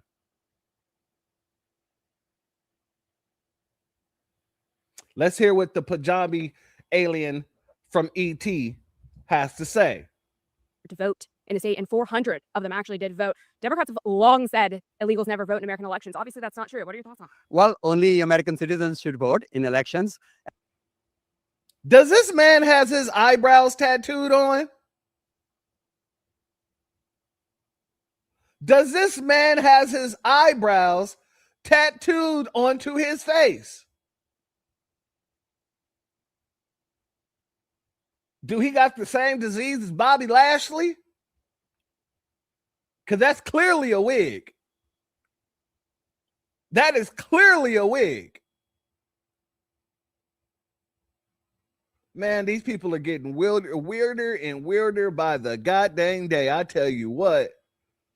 And if there is a problem with registration, whether it is a software glitch or whatever that is, that needs to be fixed. But no, only citizens should vote. Anyone that is a non-citizen must not be able to vote in our elections. But they did. So what should happen now? I mean, Well, we've it always needs to heard be- it that needs- it needs- 2020 was the most secure election of all time. I mean, can we trust that now? Should the American people really trust that? Look, we need to investigate if that what happened, and that needs to be resolved. But it should never happen. And wouldn't this be the perfect argument to get the Save America Act passed? I mean, Save America Act, if it were implemented, it would have stopped all of this from happening. Does that change your stance at all? Well, no, this is an isolated incident. It was, I want to know what went wrong. That needs to be fixed. But SAVE Act is not the answer. Why is it not the answer? Because it suppresses voting by minorities. It suppresses voting by women. It makes it harder for people of low means, poor people to get the documentation that they need. So every American citizen should feel free to vote and be able to vote without restrictions. But the average American has documentation. They have ID, proof of citizenship. It's not that hard to get. I mean, these are standard documents most people have. So is it really suppressing? Well, look, a passport costs $160. And most Americans with this affordability crisis don't have $160 sitting around to pay for a passport. Some people don't have their birth certificate. Some women have changed their names after getting married. And it makes it all harder. And I think we have a system that works. Yes, it's not perfect. There are some instances of failure and errors, and those all need to be fixed. So that's why you voted against the Stop Insider Trading stock ban? That was not just it was a very complicated bill. It had much more things. I'm against inside trading, but that bill was not about that alone. Thanks. Thank you, Congressman. Shout out to Astarte Jones. Yeah, I agree with you. Foreigners shouldn't be able to run for office in this country. If you wasn't born here, it should be just like the presidency. You should not be able to hold any public office whatsoever. Whatsoever. Let me say that one more time for dramatic effect. Whatsoever. Let's go here. This person here want to tell you voting laws are racist. After a sister called in, was it a sister? Somebody calls in and basically tells him that he's lying, and I believe it was a Latino. Let's go here. I'm an immigrant. How do I prove, or anybody can prove that they are citizens if you don't have to show any ID? That's my question. My comment about ICE, I have a very Hispanic last name. I am not worried about ICE stopping me. And if they do for any reason, I have plenty of proof that I am a citizen. So I'm not going to run away. I'm not scared of them. So I don't understand what the big deal is about them catching the illegals. And Rena, do you now notice she said, I'm an immigrant. You hear the thick accent in her voice. Now watch his response to her. carry that proof with you? The proof of your citizenship? Yes, I do. I do. And most of the Hispanic people do, the ones that are legal. And I don't understand why they keep saying that Hispanic people can't have IDs or, I mean, I'm not stupid. Hispanic people are not stupid. I'm not a victim. Y'all heard what she said, family. Hispanic people are not stupid. I'm not a victim. Stupid. Hispanic people are not stupid. I'm not a victim. She sound like us when we keep telling them, God dang it, we all got IDs. Hell, I need the ID to go pick up my mother's medication. What the hell you mean? We ain't got IDs and we can't go and vote because we don't have IDs. So then you try to play it with the Hispanic community and they're saying the exact same thing. What are these people talking about? People can't have IDs or, I mean, I'm not stupid. Hispanic people are not stupid. I'm not a victim. I'm a citizen now. But again, if I go to register as a Hispanic person, how does anybody, just by me putting in there that I'm a citizen, does that prove, is that enough proof that I can vote? I just want the congressman to answer that. Okay. I mean, if you're a Democrat and you really want to prove that there's no fraud, you would think that they would be in favor so that they can say, you're right, there is no fraud. Okay. He's not liking this one damn bit because he's doing this in the interest of these Spaniards, these Latinos, these folks who are immigrants. He's doing this and they're doing this in their interest. And when you have people who say, hey, sir, I'm one of those people in which you're speaking about, and you're telling a lie. And it's not just, it would be different if it was a black person talking to him. No, this is somebody from his own damn community telling him, hey, I am Hispanic. I'm an immigrant. I got my ID. We're not stupid. You can't treat us like we're stupid. We all got our stuff that we need. The lady asked her, do you carry around your citizenship papers? She said, yes. Yes, I carry around my citizenship papers. That goes to show when somebody actually understands how America works, they know not to leave home without it. In the very same way that most people know not to leave home without their identification card. At some point, you might just need it. 9 times out of the 10, you're going to need it.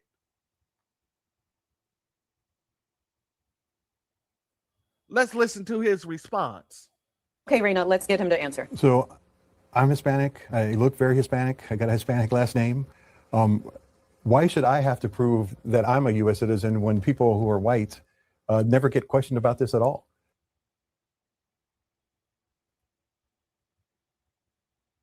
Nigga, please. You don't get to pull the race card. You don't get to pull the race card. And let me explain to you why. Because all of you are classified as white when it comes down to identification purposes. Mexican is not a race. Hispanic is not a race. And when you get your driver's license, when you get your identification cards, it does not say Mexican on it. It does not say Hispanic. It says white. I was having a conversation about this with one of my brothers the other day. Somebody I grew up with, you know, a part of my bro circle. And he's married to a half Mexican chick. I think she's half Mexican, half white. Either that or she's full Mexican. I think she's full Mexican because the conversation came about and I was talking about something and he brought up his girl.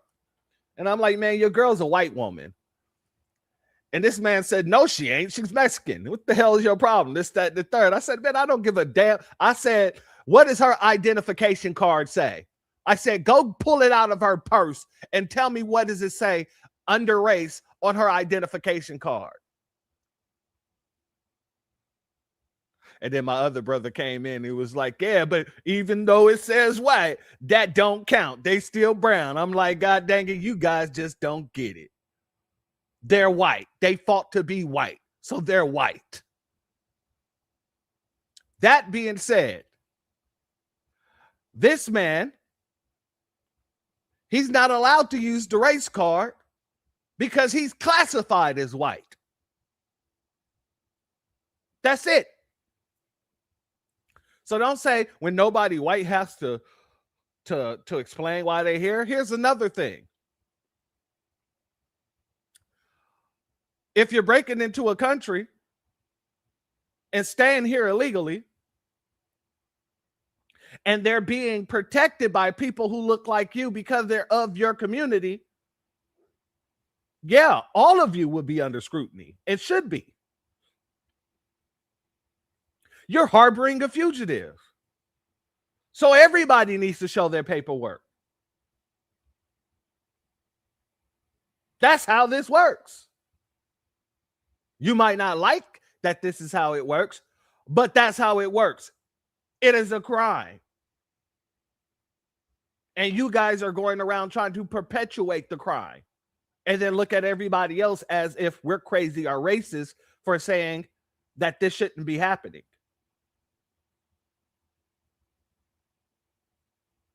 Continue. To me, how is that fair at all? My mother, I told her to start carrying her passport when she didn't want to stand in line to get her real ID. And I was like, Mom, what are you doing? You got to get your real ID. It's required now, right? And, ICE, we were hearing stories of ICE picking up people. If you didn't have a real ID, then. So you just admitted that everything that you were saying about people not having IDs and things like that, people can't afford IDs, all this other crap, you just admitted all that was a bunch of malarkey. Because your mother, you're telling her to carry around her passport. So why wouldn't anybody who is a citizen do the same thing? Carry around their passport or papers to show that they're legal. Because American citizens have to carry around a driver's license or identification card. And being pulled over, you still have to present it. So what makes you think that your people shouldn't have to go through the same thing? Treat everybody else like Nazi Germany except for us, the actual people who are here illegal, are the people who are protecting the people who are here illegally. Make that make sense. Oh, okay, you must be undocumented. So they said, start carrying your passport. But my mom shouldn't have to do that. We don't ask people with the last name Smith or Jones to do that. Why should we have to ask Hispanic citizens to have to prove themselves that they're citizens? I'm an immigrant. Black Americans shouldn't have to deal with a bunch of people that shouldn't be in the country to begin with. But we do. Life's not fair.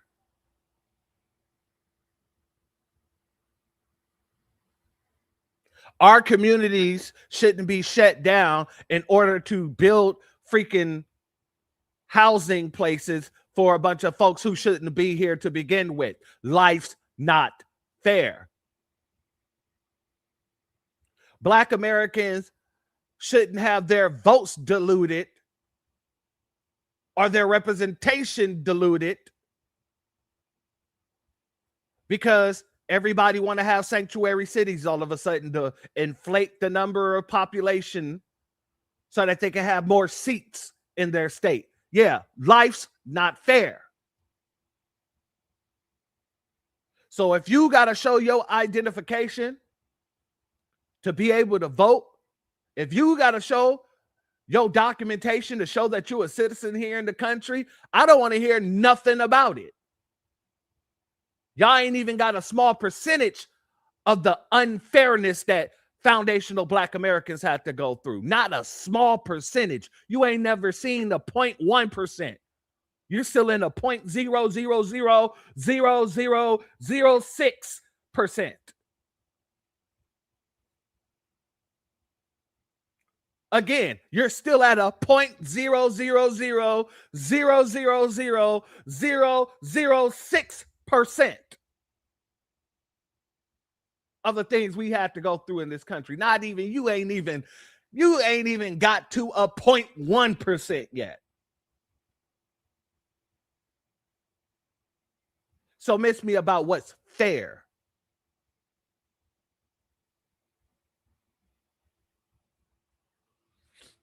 Now that we got the voting situation out of the way, let's get to this civil war, shall we? Let's get to this civil war. And like I said, it is a civil war. It is a civil war. And don't just take my word for it. Take theirs. Democrats decide 2026 midterm elections are the perfect time for a civil war, pitting socialists against moderates.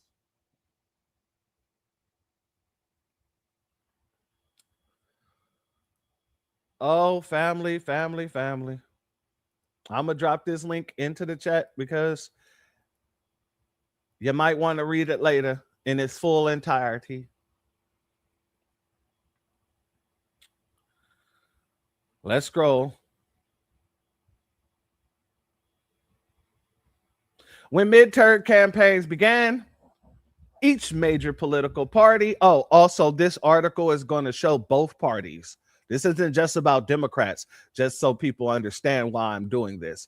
This isn't about Democrats. This is actually going to tell you that both parties could really use a boost. And both parties could be doing something for foundational Black Americans to get that boost. But they're choosing not to.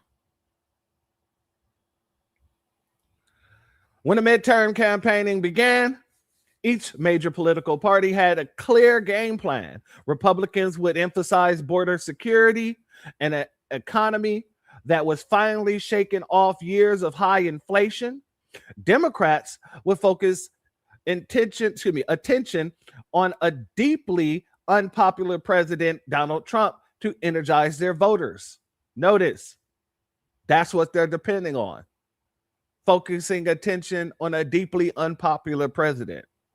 Not policies, not getting things done for their constituents, none of that. Concentrating on how much people hate the president. It hasn't worked out that way. With a little more than 3 months ago, both parties are grappling with self-inflicted wounds and messy missteps that has complicated their path to victory in key races. Self-inflicted wounds and messy missteps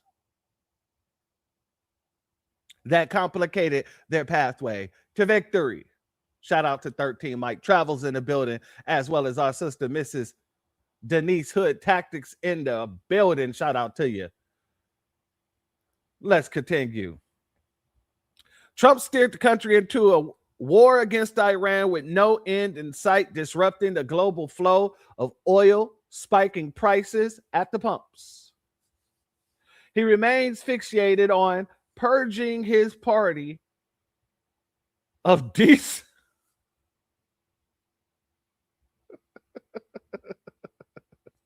I'm sorry, of dissent and regulating, relitigating.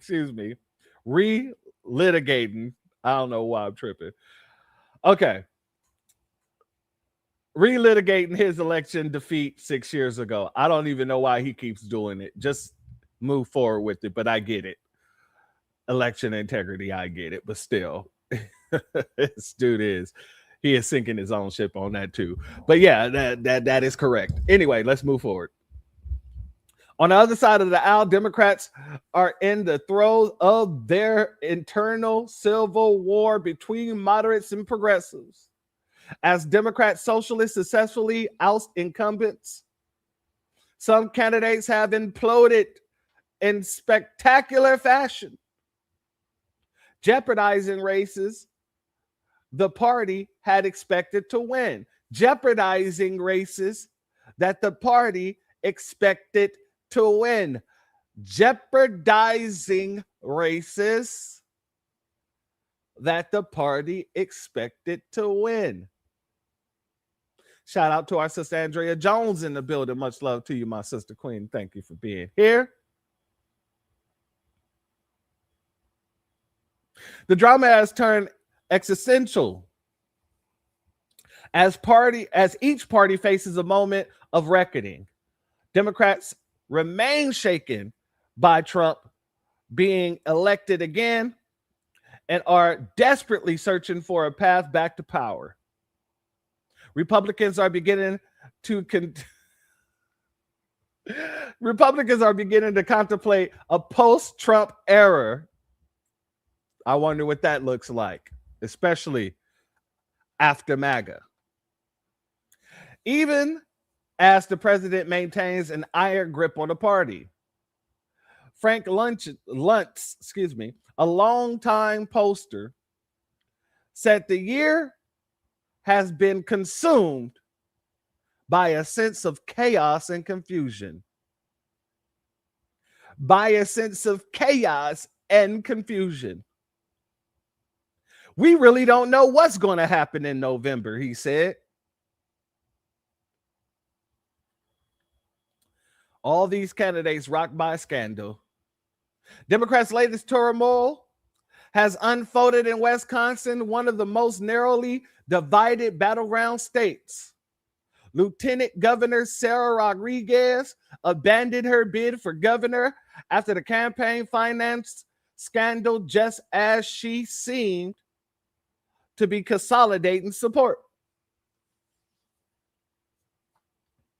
Now the party establishment is concerned her departure will elevate Francesca Hong, a Democrat socialist who's viewed by party leaders as a potential weak opponent against U.S. Rep. Tom Tiffany, the likely Republican nominee. If we lose, Trump's most loyal lackey in Congress takes control of Wisconsin. And that's turned regular Democrat Angus. I'm thinking it was supposed to say against, but excuse me, into flop sweats, said longtime Wisconsin liberal activist Scott Ross. Still, he predicted that one. I am tripping out. He predicted that once the focus moves past the primary, Democrat voters would unite behind the party candidates. If they do, they will do it reluctantly, and if they do, they will do it with a grin on their face. Look at Jasmine Crockett. Look at Jasmine Crockett. Let's be very clear here. Now,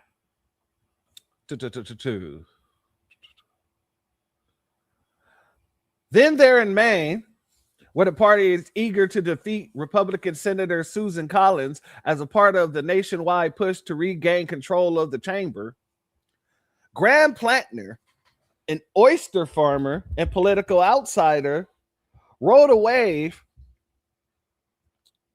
of grassroots energy to the Democratic nominee, only to drop out after the allegations of sexual assault, which he denied. Supporters had hoped Plantner would be the kind of candidate who could win white working class voters back to the party, despite controversies, including a tattoo widely recognized as a Nazi symbol.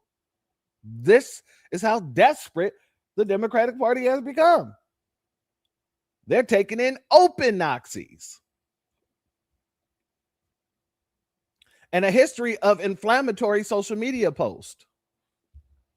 Democrats are holding a convention this weekend to choose a replacement candidate.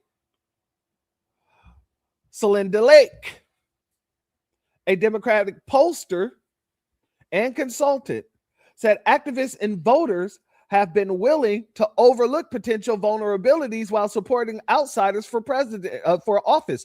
I don't think any activists or voters in the foundational Black American community are willing to overlook any vulnerabilities, especially somebody who's accused of sexual assault, especially if that person who is accused of sexual assault has a tattoo of a goddamn Nazi and a bunch of inflammatory social media posts about Black folk. Yeah, I think not. I think not.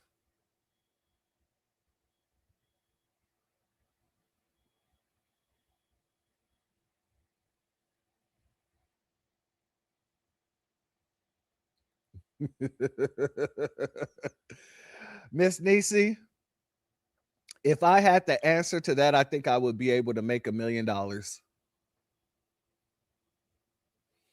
I think I'd be able to make more than $1 million. I could make a few billion. I might be the first Black trillionaire if I could answer that question. because it seems like a lot of folks, they just think that once you run, everything that you did just disappears.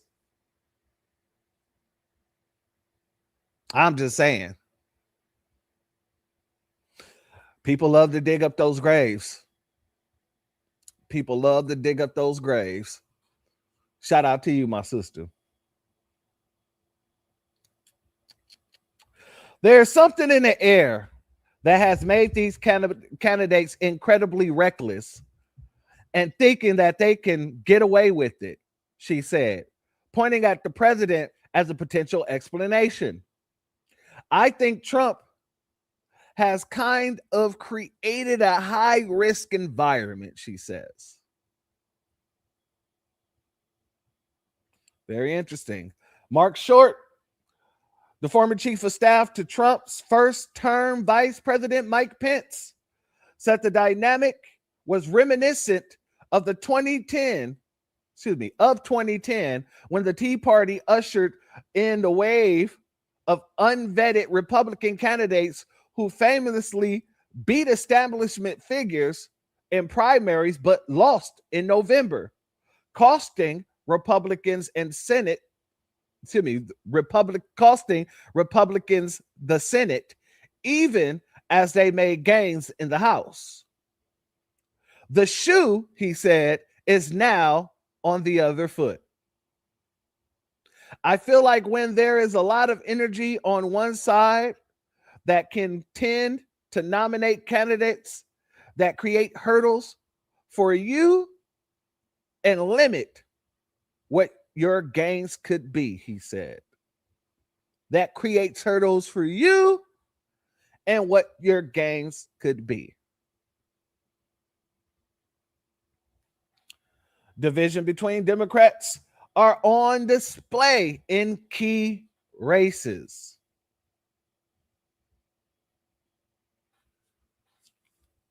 One second, family.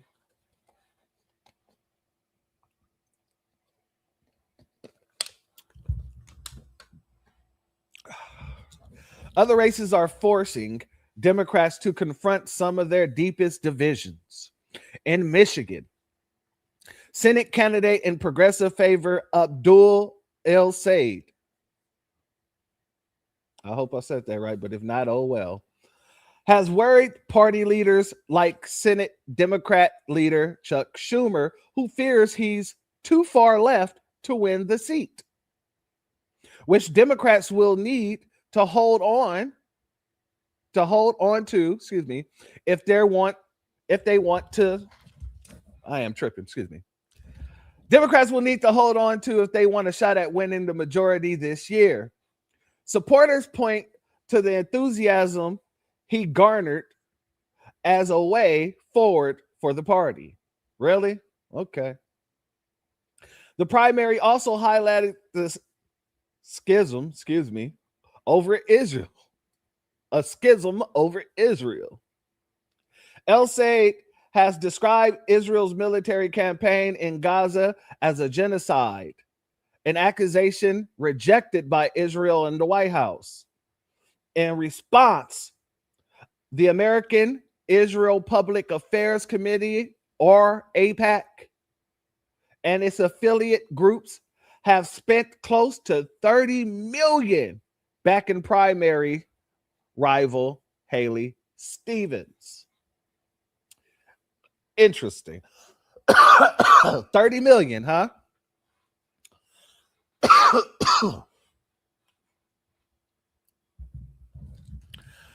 Adam Green, co-founder of the Progressive Change Campaign Committee, said it's clear voters across the country are rebelling against the political system they see as rigged and yearning for candidates willing to fight on their behalf. He said candidates like El Sayed would serve as a proof of concept going into 2028. That bold, shake-up system economic fighters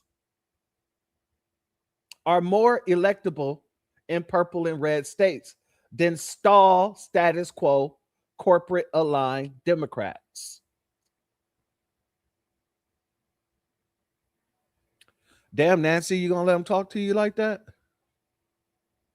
Chuck, you gonna let them talk about you like that? Clyburn, I know you got something to say. Mr. Stop Slogan Area. Slogan Area kills people. I know you got something to say about it. No? Christian Clark? Nothing? Interesting. Interesting. In Washington, Senator Chris Murphy, Democrat from Connecticut, downplayed the ideological, division would endanger Democrats. A healthy party is a party that has arguments, he said. I think our party should be debating ideas. We should be having hotly contested primaries. Okay.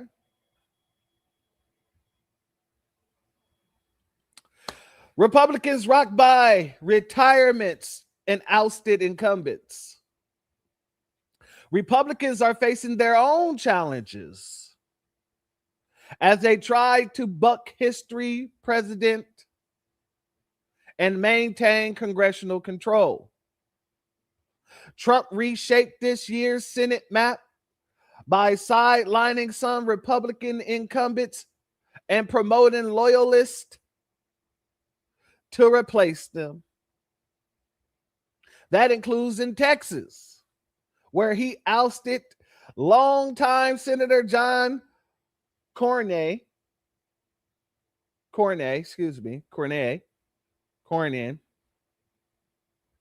and endorsed Ken Paxton,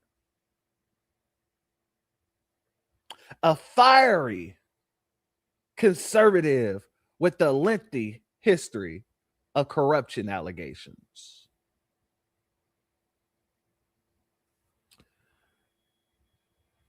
Republican leaders had warned his nomination would put the state in play and force the party to spend millions of dollars defending what would have otherwise been a safe seat. Yeah. I guess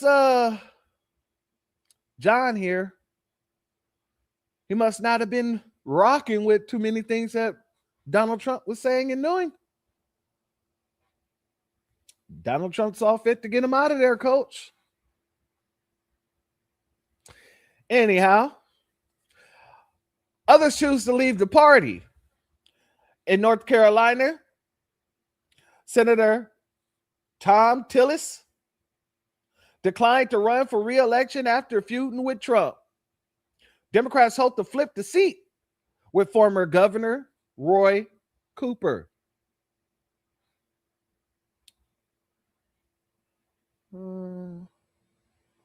Whit Aries, and I think that's right, but it might be wrong. A longtime Republican pollster and strategist said Trump has exasperated the problem. He exasperated the problem. He done stirred up all kind of shit, is what he's saying. Of the political culture that has produced more extreme candidates on both sides of the aisles thanks to closed primaries. Trump can boost candidates or hold them back. Republicans have historically struggled when Trump isn't on the ballot. But he also risks weighing candidates down. 37% of U.S. adults approve of how he's handling the presidency, according to most recent AP NARC polls, which shows deep dissatisfaction over his handling of the economy and other issues. But instead of staying focused and lowering prices, Trump has continued his bombardment of Iran and a struggle for control over the Strait of Hormuz. a critical waterway for the global oil supply. He also delivered a primetime address, which no other news outlet that wasn't right-wing showcased. And I don't know if any of the people who are Democrats took offense to it, but they should. For media outlets to say that I'm not going to broadcast a presidential announcement, that is wild. And they said that they did it because Trump throws out so many falsehoods that they just didn't want to deal with it. Well, that never stopped you before. I mean, you did the same thing with Joe Biden.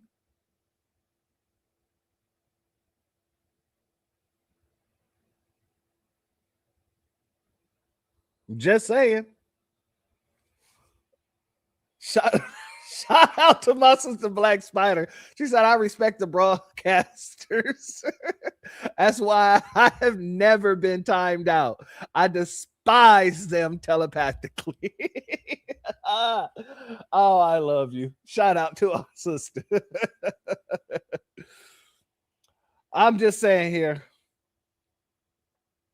they didn't give people the opportunity to decide for themselves if they like what the president was saying or if they thought he was lying or anything like that. They said, we know better than you, so we're not going to televise what this man is saying, even though he was bringing to light that China has been funding some of these political parties, or should be politicians. But I digress. He also delivered a primetime address in which he continued to dispute his 2020 loss in an appeal for more restrictive voting rights, voting laws, excuse me. America is absolutely in chaos, my warrior brother, and it's in chaos because they're not doing right by foundational Black Americans, but they'll figure it out soon enough.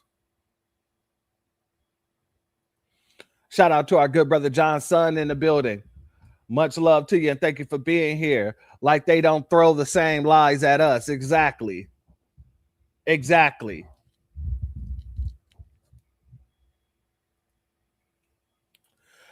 Trump is our biggest ally, said Lake, the Democratic pollster and consultant. He's the best thing the Democrats have going. Let me reread that. He's the best thing that Democrats have going. Let me read that one more time. He's the best thing that Democrats have going. If that's the case, that says a lot about the party. And this is why you're losing a lot of people in the party.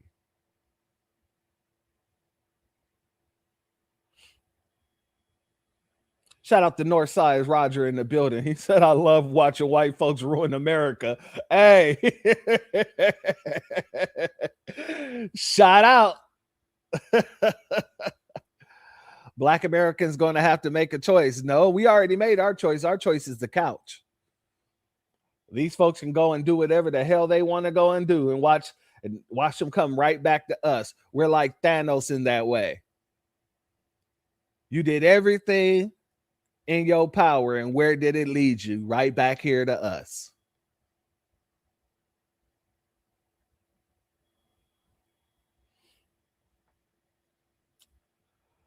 But Jenny Beth Martin, chair of the grassroots conservative group Tea Party Patriot Actions, disagree.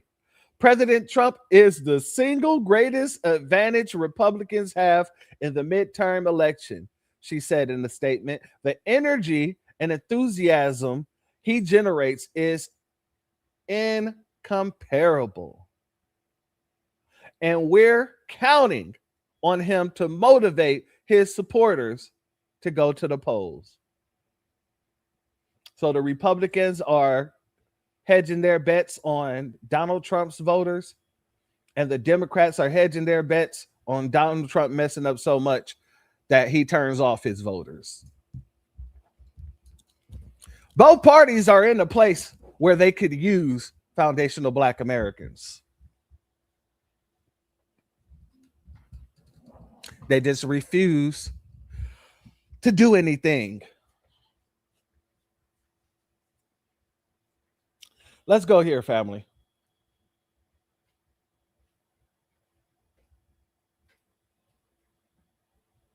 Like I said, they're in a civil war. The Democratic Party is in a civil war.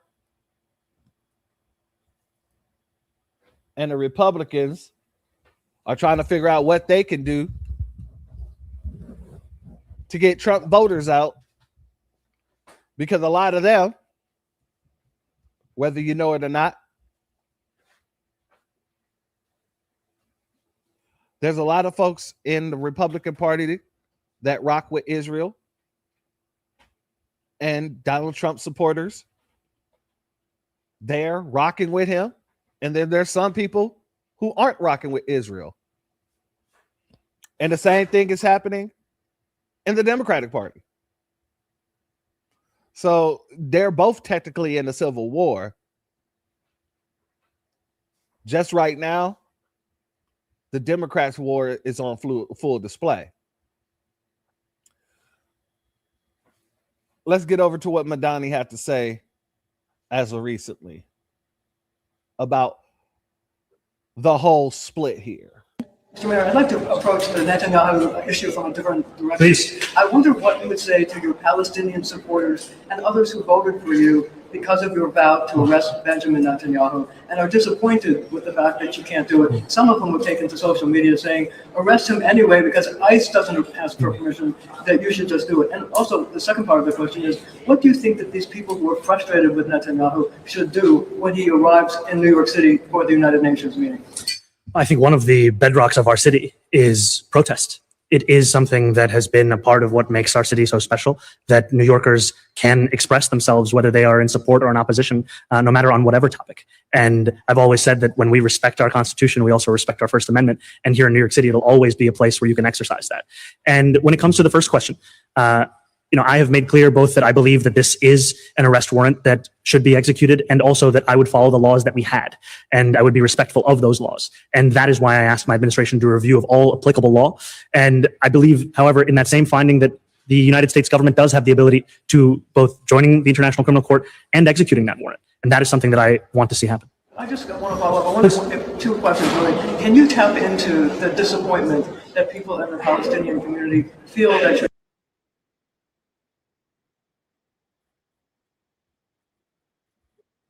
feels a level of frustration? My apologies, family. I was trying to set something up and it just popped over. Let's roll that back a little bit. Two questions really. Can you tap into the disappointment that people in the Palestinian community feel that you're not going to be able to arrest them? And are you urging them to protest? I'm simply saying that this is a city where if anyone feels a level of frustration or opposition, protest is something that we will always respect. I leave it to New Yorkers themselves to make that decision. And when it comes to Palestinian New Yorkers who are disappointed, I understand it, because we are talking about someone who has been charged with crimes against humanity, someone who has visited the city on many an occasion and who has been welcomed by previous mayors. And I want to make it very clear that that welcome ends with me. I will not be welcoming Benjamin Netanyahu or any other war criminals when they come to the city. And I do believe that our federal government should join the International Criminal Court and ensure that there is accountability when it comes to crimes against humanity. Thank you, Marsha. All right, got time for a few more. We're going to. So, this man, he lied to his little constituents and said that he was going to be able to do some things to Netanyahu, and that ain't working out for him. And, people are calling him on it. And it's getting even worse because, like I said, the civil war that's happening, it's not just about Israel, but for the Democrats, you have the Israel situation that's tearing a rift in between the Democratic Party, and then you have the DSA situation that's happening that's tearing apart the Democratic Party. And you're seeing more of these Democratic Socialists of America basically gaining more and more power within the Democratic Party. And yeah, a lot of folks ain't really feeling it. They're just not feeling it. So let's go here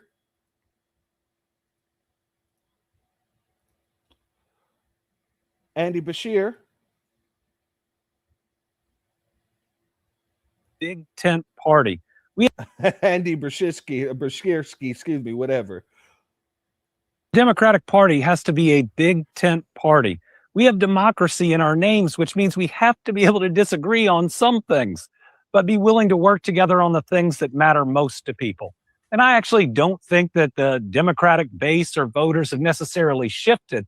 I think right now they don't believe in anyone's solution. They just don't see life getting better.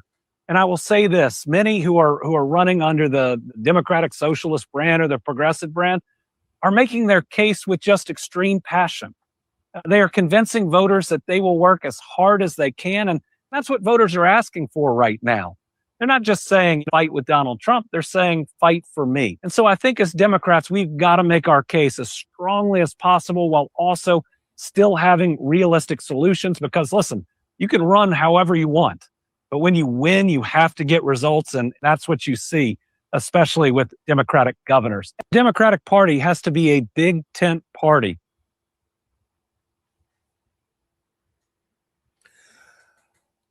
The Democratic Party has to be a big tent party because they screwed over their constituent base.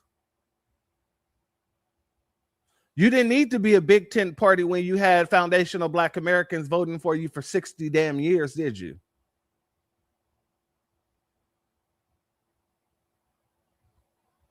Y'all saw firsthand that it really isn't a big tent party when we started sitting it out after Obama. Y'all thought Obama was put in the office by the big tent. It was not the big tent. It was foundational Black Americans. And then when he showed us his Kenyan ass and told us to kiss it, he lost his base.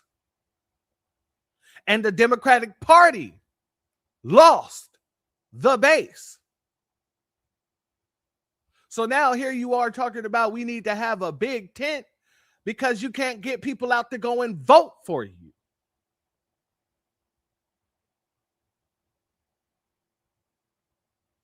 Because you didn't do nothing for your constituents.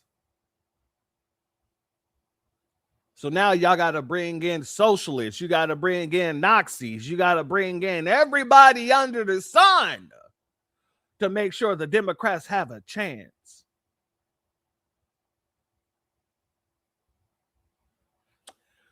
Unfortunate. I want to go here because Vanessa came out, and Vanessa has some things to say about the DSA. Vanessa has some words for the Democratic Party. Vanessa said, let me go ahead and take this thought that I have that I'm pretty sure was given to him. And let me go ahead and hit the highways and flyways so I can put it on the 6 o'clock news, 7 o'clock news, 8 o'clock, 9 o'clock, 10 o'clock, 11 o'clock news. That the Democratic Party, they're going a little bit too ham on this socialist crap. Now, I'm not sure if his Nabisco Zaddy, Jeff Bezos, told him to do so. But let's hear what Vanessa has to say, shall we? Let's go here. Despite the pushback from the more establishment wing of the party, the left is on the march. They have their sights set on Michigan, which is shaping up to... I sound racist, do I? Well, I don't know how that could be because racist is due to racism. And I can't be a racist if I don't practice in the system of racism.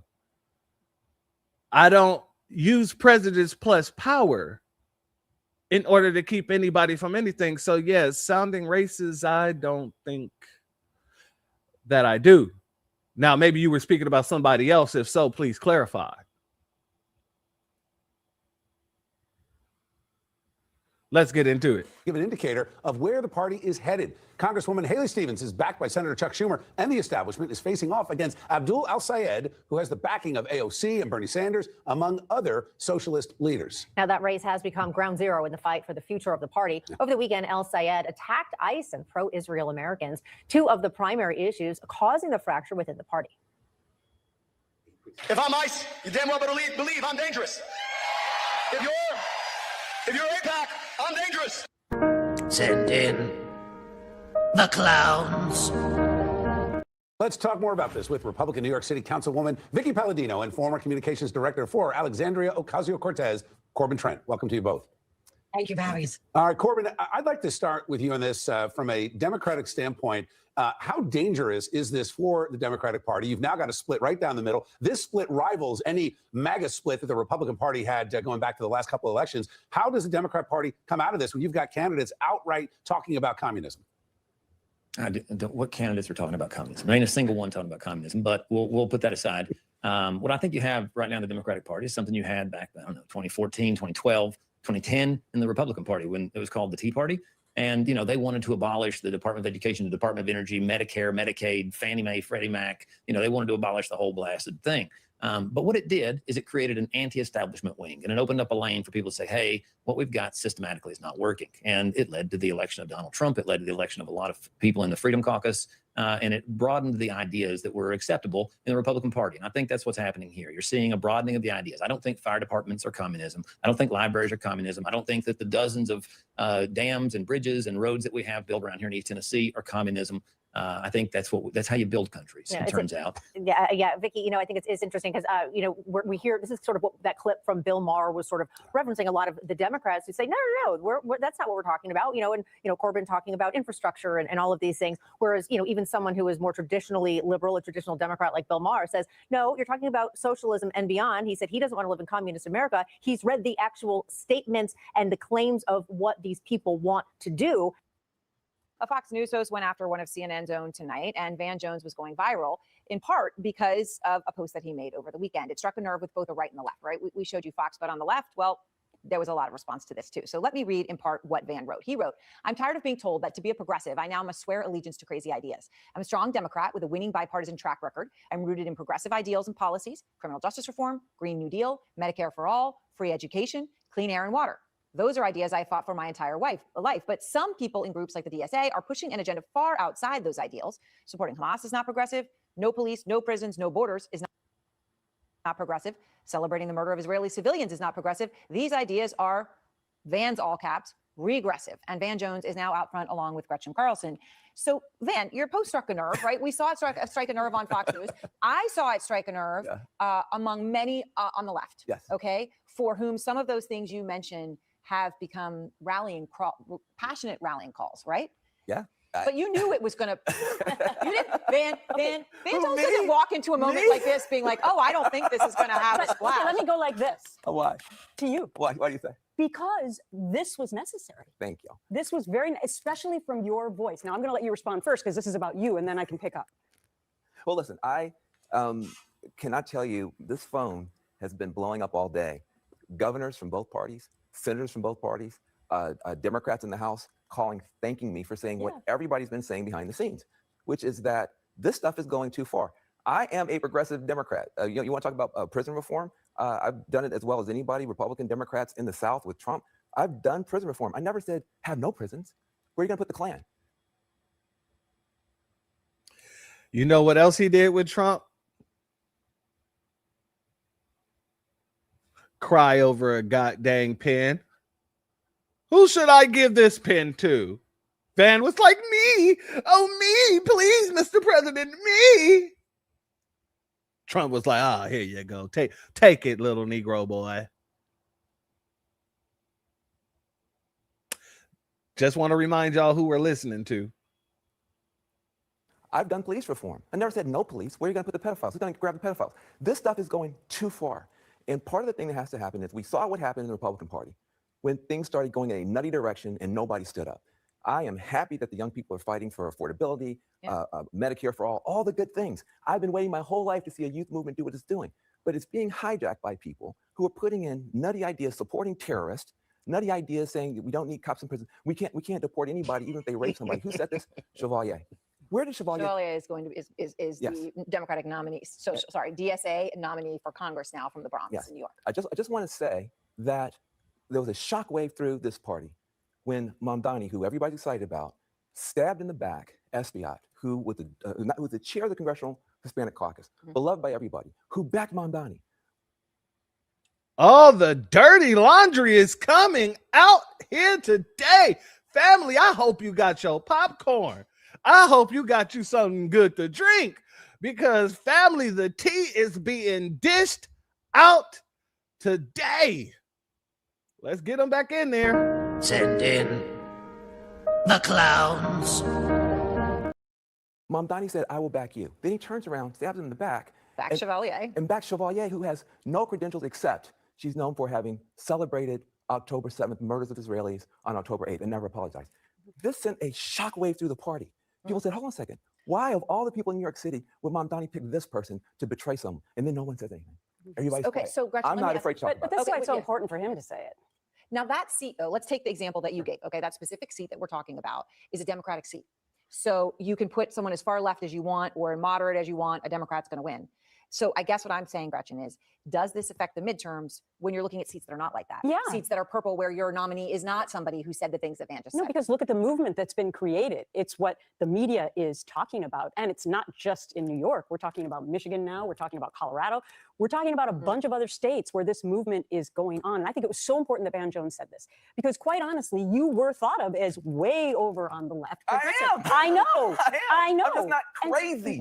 and so it's very important for him, in my mind, to point out that this is a very dangerous, slippery slope. And from an independent point of view, where the majority of Americans are sitting, they're scared to death of this movement. They're not going to vote for it. And by the way, I've talked to a lot of Democrats over the last couple of weeks. They are begging people to get out in the primaries for the regular Democrat to vote. Okay, but where do people like AOC, who is being talked about now frequently in presidential circles, who is very progressive, maybe even more progressive than you are, and has been in all of these circles, where does she land on this? Well, look, I'll let her speak for herself. I haven't heard her coming out and supporting Hamas. Chevalier, Mamdani's pick, refused to denounce Hamas 4 times. It's a U.S. registered terrorist organization. I haven't heard AOC saying that if someone rapes someone and murders someone, they shouldn't be deported. Mamdani has picked a candidate that's her position. So it wasn't just Bezos who sent you out there, huh? It was AIPAC. Okay, now it clicks. That's right. You were at one of those conferences crying over those people, right? Yeah, I remember that vividly. Now it all makes sense. It's not Jeff Bezos that put a battery in your back. It's AIPAC. All right, continue. I want this party to get behind the good things that are coming up from the young people. These young people are fighting. They have no opportunities. They've been lied to. They took college debt. They need a change. They deserve a change. You're talking about healthcare and I'm talking about affordability, healthcare, rent. affordability, all these different positive things that they're doing. But if we can't say right from wrong, if we can't say good from bad, if we can't separate progressive ideas from regressive ideas, we're going down the same pathway that has pulled the Republican Party into an unrecognizable shell of itself. And I refuse to let that happen to them. And the other problem is, and we've talked about this on the primary election nights over the last couple of months, like 5,000 people vote in these primaries. And yet they dictate the outcome and the movement that we're now experiencing. And so you have to put that in perspective.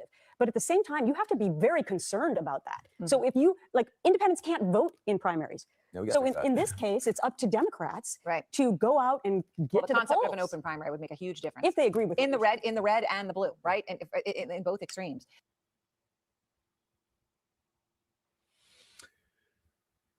Fam, I want to play a couple of things these DSA people have been saying.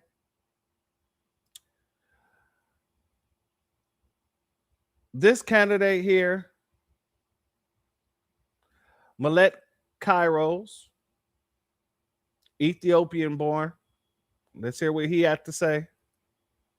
I think it's particularly important, not just for our community in Tigray, but communities of the global South period, right? There's a certain reckoning that we are going to have with the global world order as it exists today, and the way that it fundamentally will have to shift going forward, right? The responsibility that we have as Americans, the recognition that is going to be required of us, of the exploitative and extractive nature that we play on the global scale and the global stage, is only going to be challenged if we are getting represented by people who understand that on a fundamental level, right? And that means getting more immigrants into office. That means getting more people who have heritage in the global South into office, because who understand that on a fundamental level, right? And that means getting more immigrants into office to level, right? And that means getting more immigrants into office. It means getting more immigrants into office. It means getting more immigrants. It means getting more immigrants. It means getting more immigrants into office. That means getting more people who have heritage in the global South into office, because that's where those decisions are made specifically.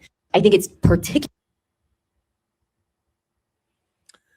Yeah, these folks are talking about getting more immigrants into office while we're sitting here saying we don't think any immigrants should be able to run for office or get into office or hold public office if you was not born here. And one of my family in the chat put by the third generation can't get into office until the third generation. And I'm for that too. My whole thing is this. These people are running around telling folks quite literally what they want to do and how they want to do it. And they're not being silent about it.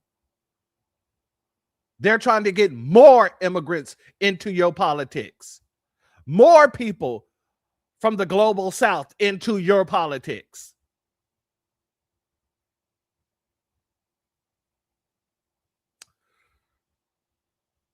Let's go here.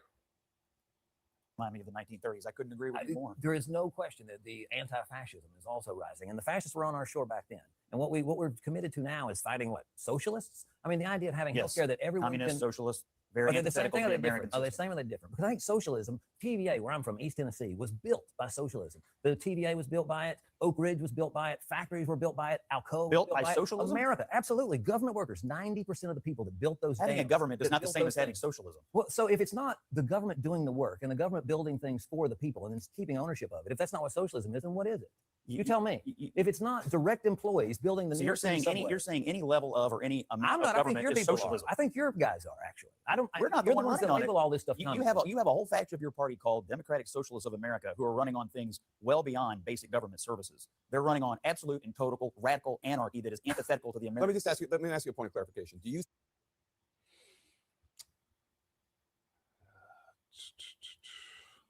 family? These folks are trying to make excuses for the socialist type of mindset that they're trying to put onto the American people. And the fact of the matter is, yeah, you're not going to get foundationals off of no socialism. I don't support socialism. I don't support communism.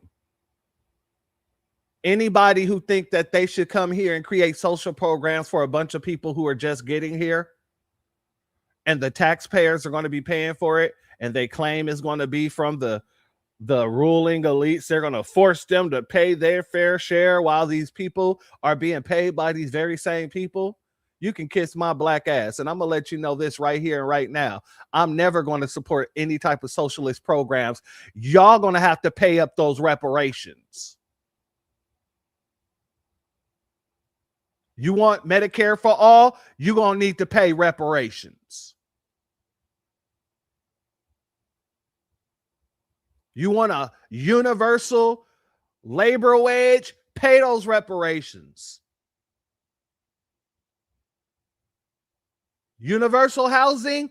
You're going to need to pay those reparations. You're not about to come and give everybody a freaking leg up when they just got into the damn country, when we're owed a damn debt in this country. You got the game messed up.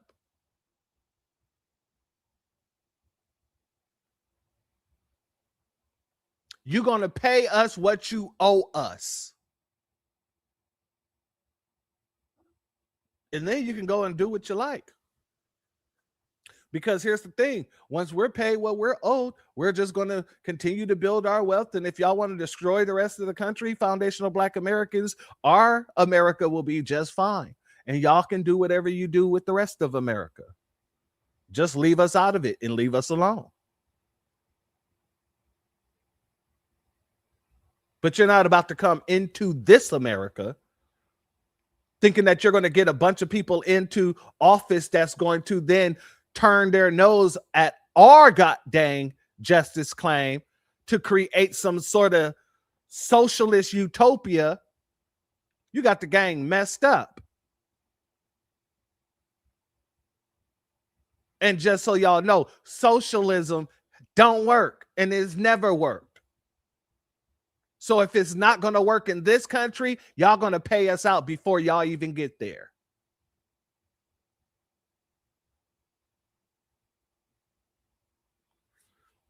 Shout out to our sister, Mrs. L, in the building. Much love to you, my sister Queen. Thank you for being here, as well as Travis Daniels in the building. Shout out to you, and thank you for being here as well.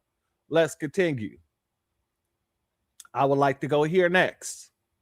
Democratic Socialists saying that the problem now is Black Democrats, that they too often hold up the establishment. Uh-oh. Dun, dun, dun. The socialists are saying, who's the problem now? Democratic Socialists saying that the problem now is Black Democrats. Democratic Socialists saying that the problem now is Black Democrats. Democratic Socialists saying that the problem now is Black Democrats. Democratic Socialists saying that the problem now is Black Democrats. So the problem now is Black Democrats. Oh, wow. The socialists got bold with the blacks in the Democratic Party all of a sudden.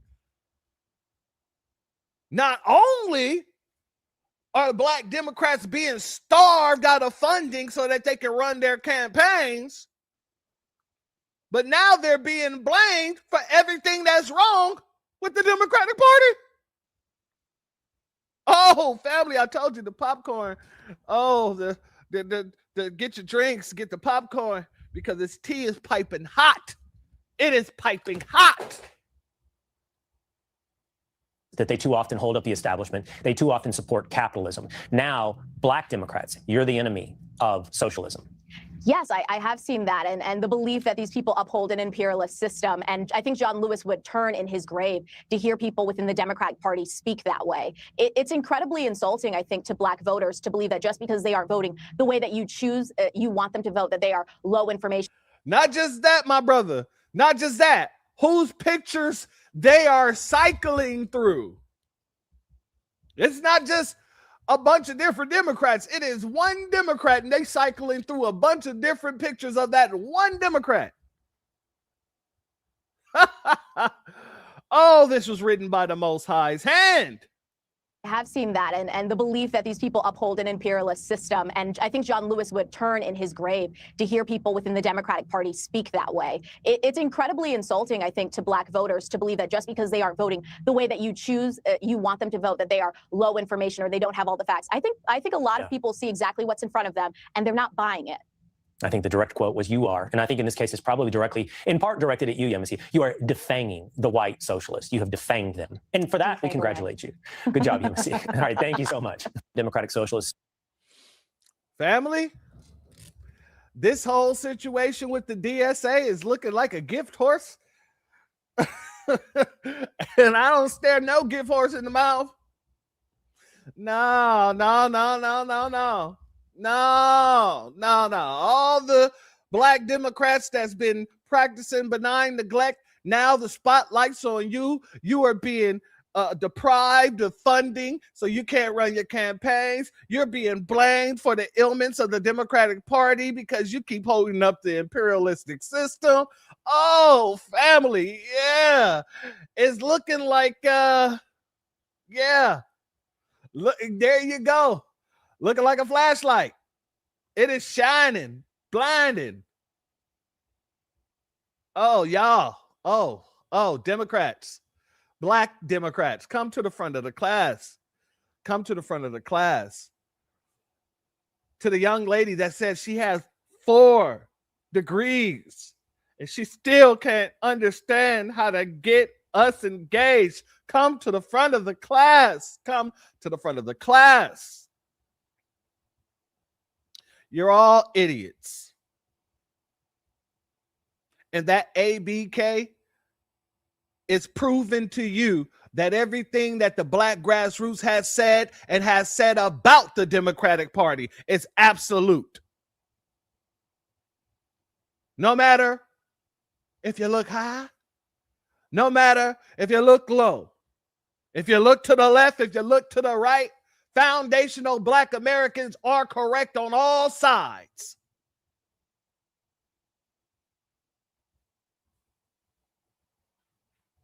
These people hate black Americans so much, they're throwing the tools that they had in the toolbox under the bus. They're breaking their tools, and those tools are still sitting in that party as we speak. So what did that say about those tools? And who should you and shouldn't listen to?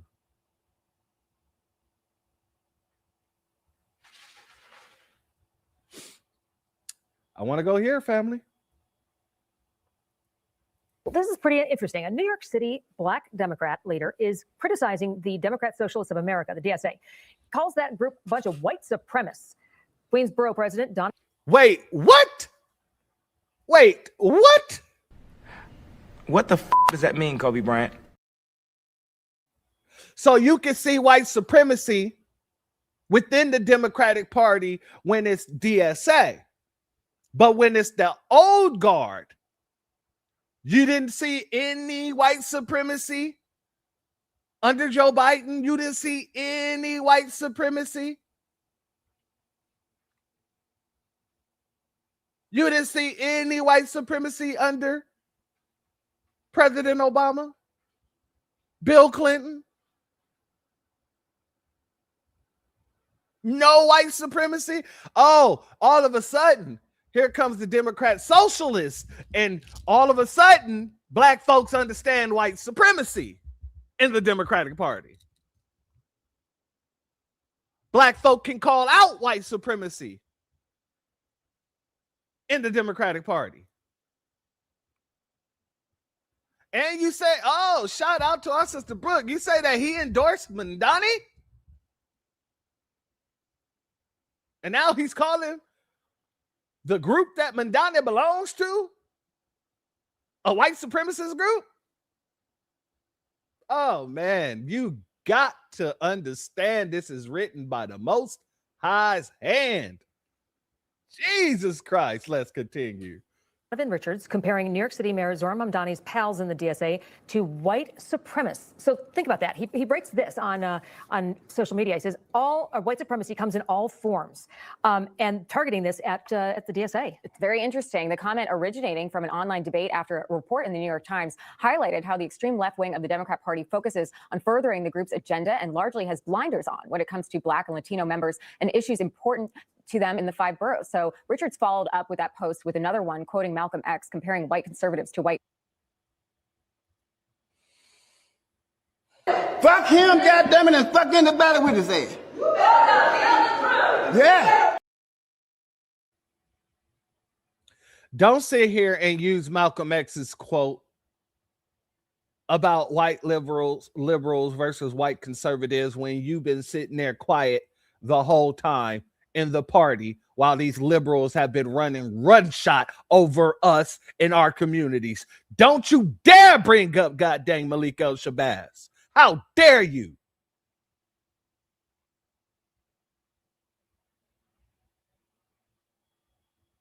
Liberals. The quote stating white liberals are more dangerous. So joining us now to discuss, Janelle King is the host of the Janelle King Show, and April Chapman is Project 21 ambassador. Great to have you, ladies. I have to start with you first. April, I mean, what do you make of this assessment that the DSA? This woman right here is the same woman that had something to say about our good brother Melrose Mike when he went up there and checked those Democrats at the whole Non-Action Network festival. Apparently, and shout out to Kid Gravity, this woman ain't no political analyst or nothing like that. This chick started out doing goddamn relationship, goddamn videos and things like that, and saw that Can't Dance Owens got put out of the area, and now she's trying to grift her way into this area. This is what she's been waiting on. This is her opportunity. Let's hear what she has to say. Say they're calling them white supremacists. It is a joy to see the left demolish and eat itself. At the end of the day, if you examine the policies of the Democratic Socialists of America, none of the policies are geared toward lifting up any group. It's about everybody being at the bottom. So I would ask, on what basis is he saying that the Democratic Socialists of America are racist? Is it because there's no particular policy specific for Black people or specific for women? They keep forgetting that socialism is about the warmth of collectivism. You don't get to be special in the Democratic Socialist framework. And so the whole entire movement is going to implode on itself. And I'd be interested to see where this conversation leads. I'm just enjoying it from the sideline. Yeah, well, Janelle, Christian and I were looking at some of the primary results and the parties afterwards, and had commented a couple of times, wow, it's all like middle-aged white women. Yeah. I mean, just a Coming from an old age white woman, but okay, go ahead. just an observation, but I hadn't really thought about it past that. Do you think that he's tapped into something? Yeah, I mean, this is not something that is that's unseen or different or not the norm when it comes to the Democrat Party. And I'm always happy to be on the panel with April because I know she gets it just like me. The fact of the matter. One coon tossing it to another coon. One coon tossing the layup to another coon. And what they're really saying is, Nabisco Zaddy, please bring us back. Please make us contributors to your white supremacist views. Please make us returning contributors. We would love to be on your network whenever you want us to be. We get it. We get it.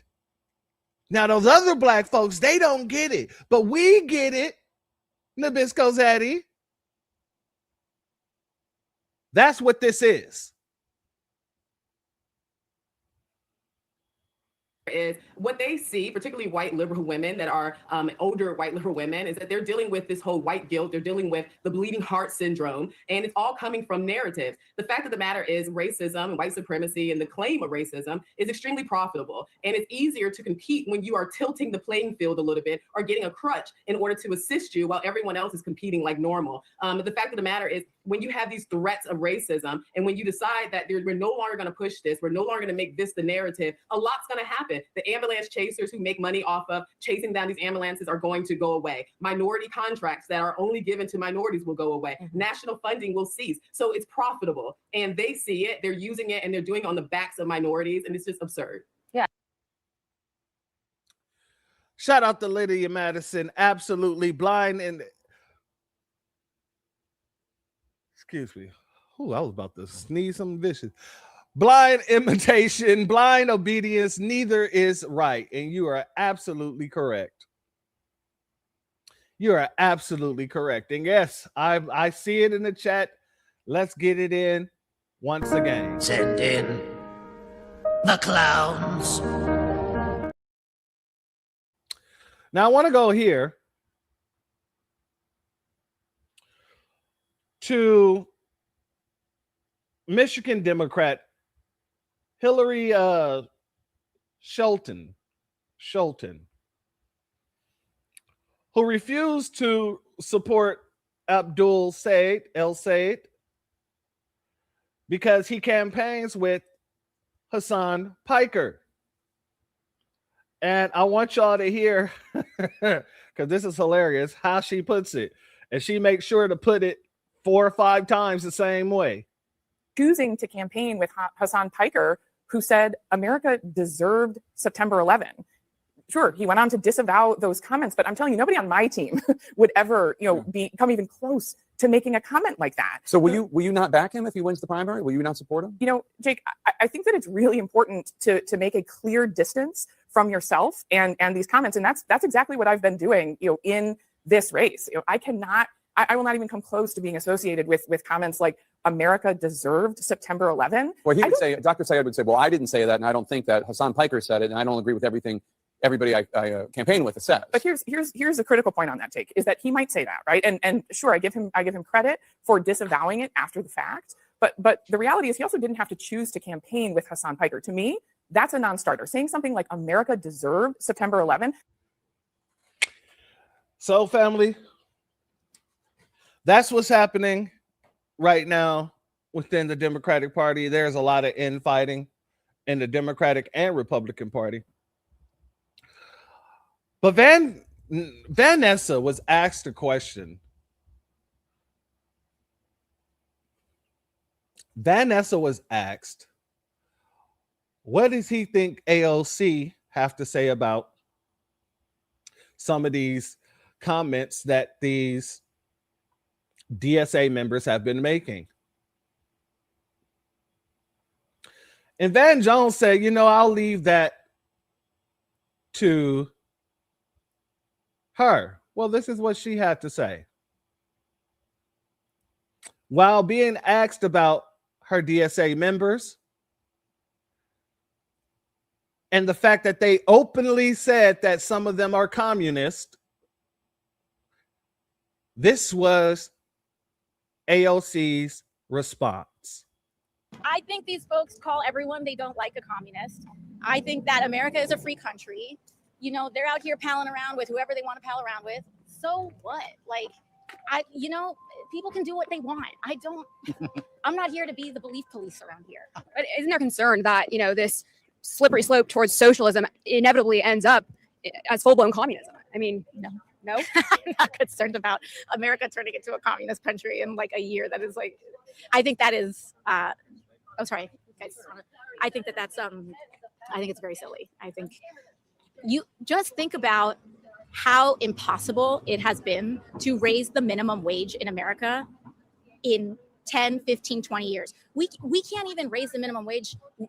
Do Republicans really think that this stuff is going to happen? No, they don't. They're trying to scare people because they don't want us talking about the fact that we all have a right to healthcare in this country. So they want to call it communist, and they want to call everything they don't like communist, because if people actually wake up to the fact that their elected officials are screwing them over when they get here, then they're going to realize that they deserve better, and that healthcare as a right isn't crazy. It isn't pie in the sky. They want to call this stuff communist because they don't want us to realize that the rest of the developed world has guaranteed healthcare in this country. So they want to call it communist because they don't want you to know that Germany, Italy, the UK, Canada, everybody else has it better than us, and we spend the most amount of money for the worst care in the modern developed world. But Democrats repeatedly say the moment they regain power, they will pack the Supreme Court. I'm trying to keep y'all safe here today. As I was saying, the Democrats have repeatedly said the moment they regain power, they're going to pack the Supreme Court. Isn't that exactly how communism starts? I mean, that's what happened in Venezuela, and that's the plan for you guys too, right?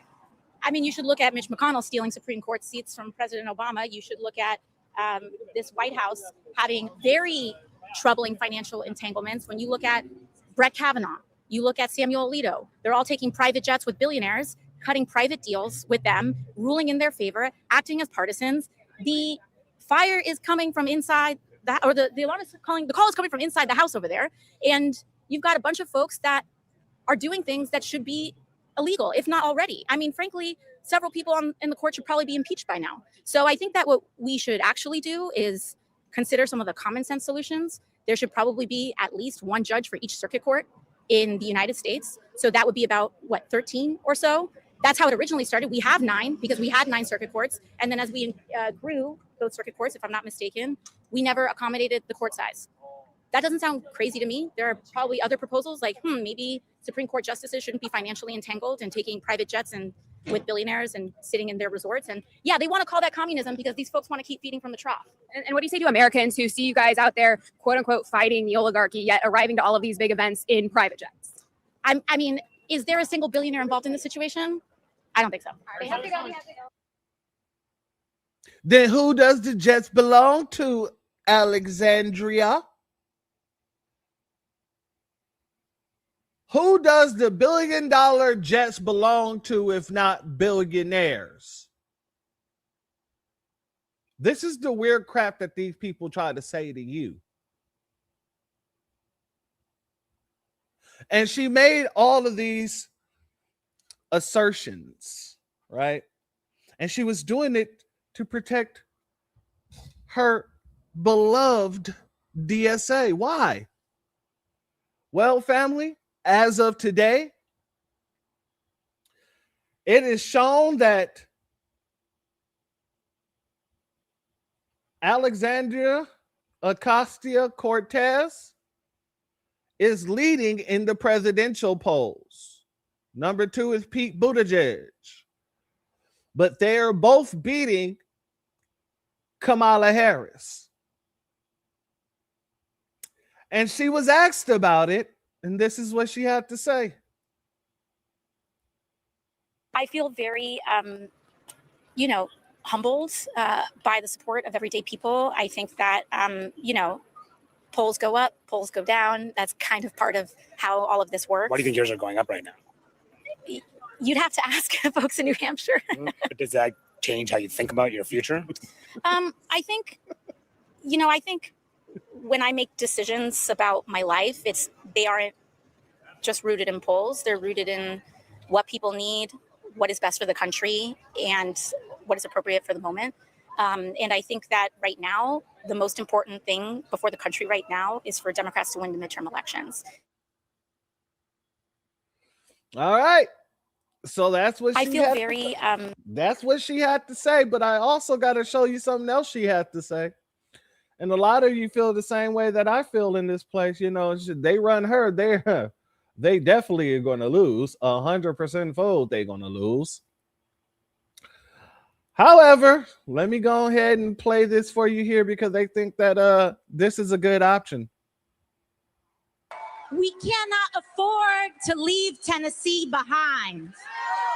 We cannot afford to leave Kentucky behind, Alabama behind, Mississippi behind, Georgia behind, South Carolina behind. We cannot afford to leave Tennessee behind. We cannot afford to leave Kentucky behind, Alabama behind, Mississippi behind, Georgia behind. Going to carry us forward, and the road ahead won't be easy. It will require perseverance and hard work. But in times of uncertainty, Scripture reminds us, weeping may endure for a night, but joy cometh in the morning. The path may seem hard, the work may seem heavy, but joy cometh in the morning, and church morning is on its way. We cannot afford to leave Tennessee behind. We cannot afford to leave Kentucky behind, Alabama behind, Mississippi behind, Georgia behind, South Carolina behind. We cannot afford. I played that a lot. I did. And I played the comparison. I did. And then I played this again. I did. I had to. These folks are not content with just sounding like you. Politically, they really want to sound like you. We can't afford to keep Tennessee behind. You better thank a union member.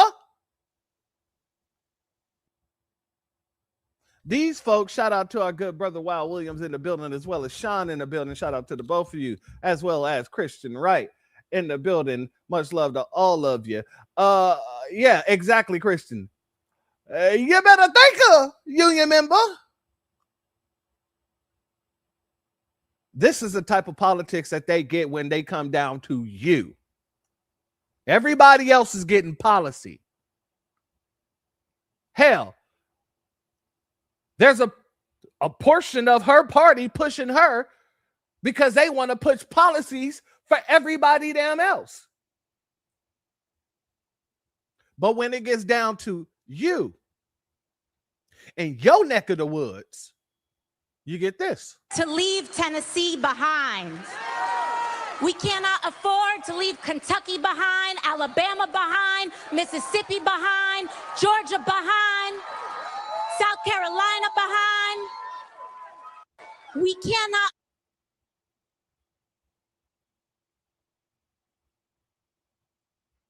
Just because I'm Latino doesn't mean I'm black.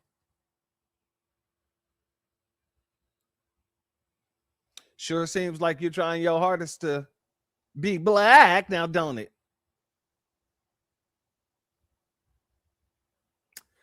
Family, I got a few more things to show you before we get up out of here. Just a few more.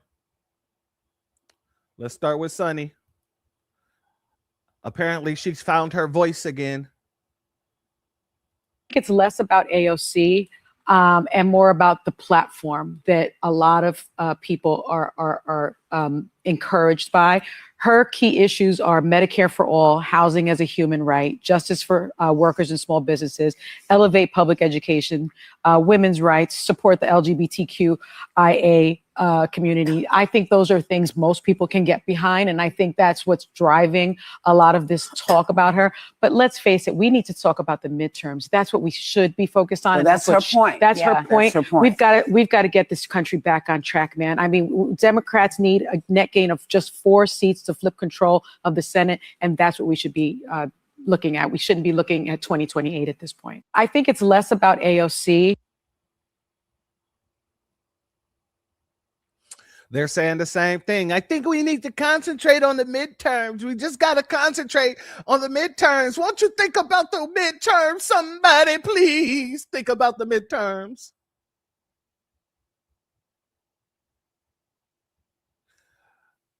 They already know that they want to run AOC. These old guard folk are trying to convince the socialists, the Democratic Socialists of America,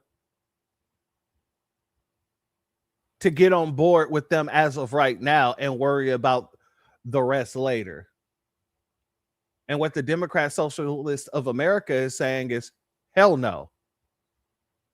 We're going to go at it right here and right now. And if we both lose, we both going to lose.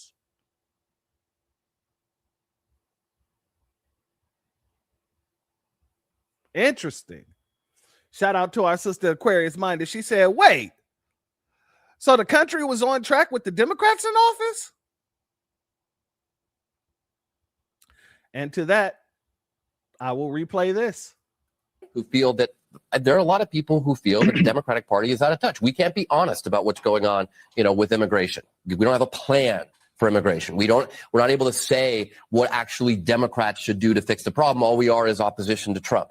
Under Biden, we said inflation is not really a big deal. It's transitory. It's going to go away. And then the whole party said, hey, don't worry. Everything's great. Joe is awesome. He can run for re-election. So the point is, we have this history of kind of just like washing over problems and not addressing real concerns that voters have. We got to make sure we don't do that in Arizona. Okay, but we've got to make sure. Do you think you're doing that now? Because look no further than a state just north of you, Maine, where I kind of feel like that happened 2 weeks ago. Yeah, I think that's honest. I mean, to be honest, it's a problem. It's still a problem. There are a lot of people in America. Right? So, family, in closing, let me go ahead and play this clip because it's not just the Democrats who are in trouble. It's their funding source. Act Blue has been put back on the radar. And I want to show you this here. Let's go here. Waffle? Yeah. It says here that you've donated $150,000 in the last 5 years to various campaigns and that you've made nearly 15,000 donations.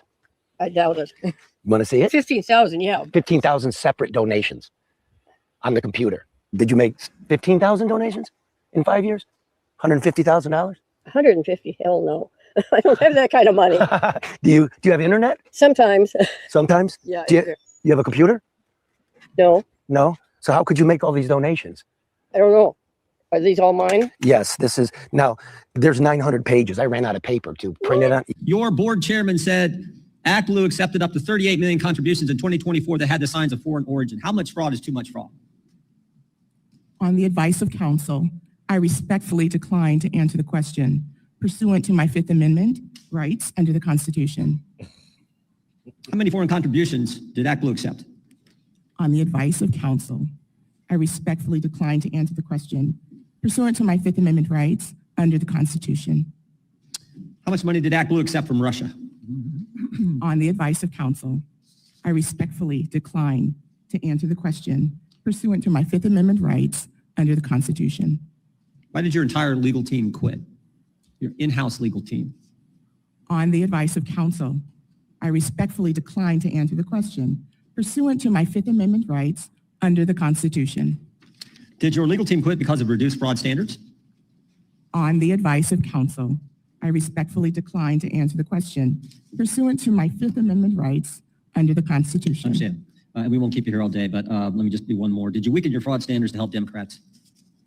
On the advice of counsel, I respectfully decline to answer the question pursuant to my Fifth Amendment rights under the Constitution. Mr. Chairman, I appreciate the good work you and your committee are doing. I don't know if you saw the New York Times is saying the Democrats were taking millions of dollars in foreign donations and may have been lying about it. Are you looking into this? I can tell you that that is a priority of this administration and this Department of Justice, and it's something that a lot of people have been very worried about for a very long time, and you should rest assured that it includes the Department of Justice and it includes me. All right. So that's what's going on, family. That's what's going on. Let me go ahead and get to the rest of the super chats, and then I'll get you guys out of here. Let me give a B1 salute and shalom.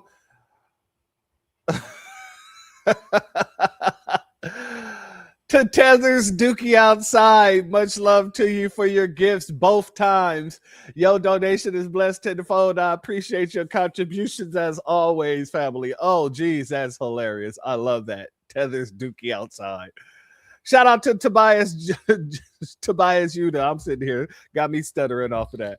Shout out to Tobias Yuda. Much love to you, my warrior brother. And thank you for your contribution as well. Your donation is blessed tenfold, and I appreciate your contribution as always. Thanks for all the hard work. Much love, family, all dang day. Much appreciations for your appreciations. And shout out to Crystal Watson. Much love to you, my sister. And thank you for your super chat. Your donation is blessed tenfold, and I appreciate your contributions as always, family. Family, let me just say this. All these folks are losing, and they just ain't willing to admit it. The Democrats are heavily losing because they can't figure out how to replace what they lost, which is us. And no type of amount of stuff like this. Give me 1 second. Hold on. Let me pull this up. In closing, I want to make sure people understand that we are not, and I repeat, we are not having it. What the hell? Give me 1 second, family. Something just... There we go. What is going on? Oh, they trying their hardest to just mess with me, huh?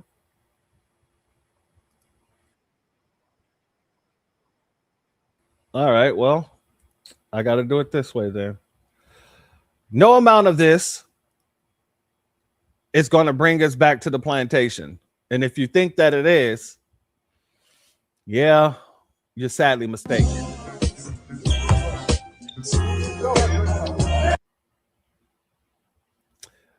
Missed the first shot. You know what's happened. Well, we'll edit it out and it's shoot happened. another one. I ain't even gonna pretend like it hasn't happened. It's happened. Come on.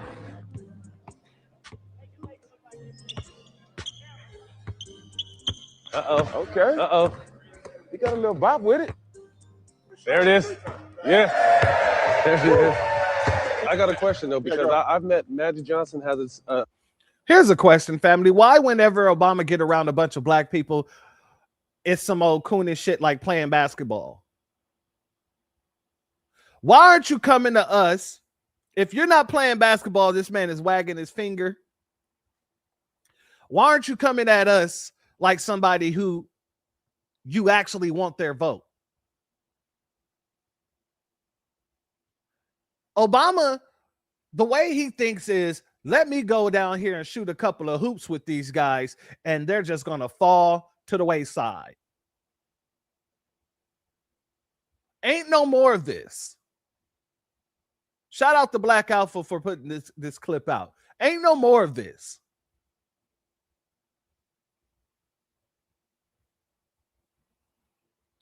Before we get up out of here, this was requested by the family.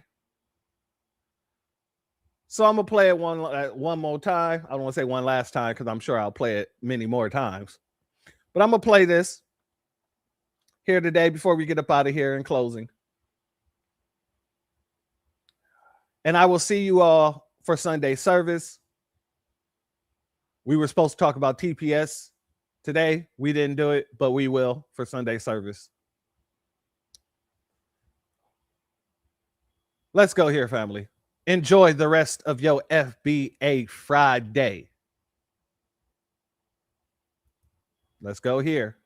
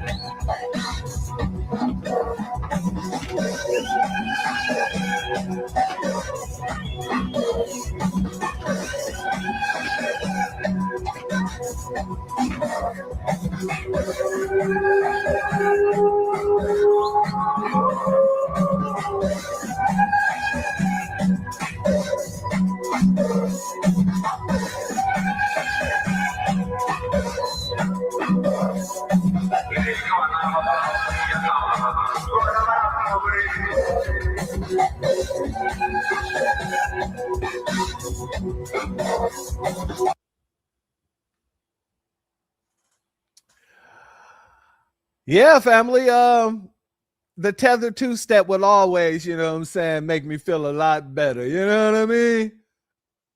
These musty muscreants.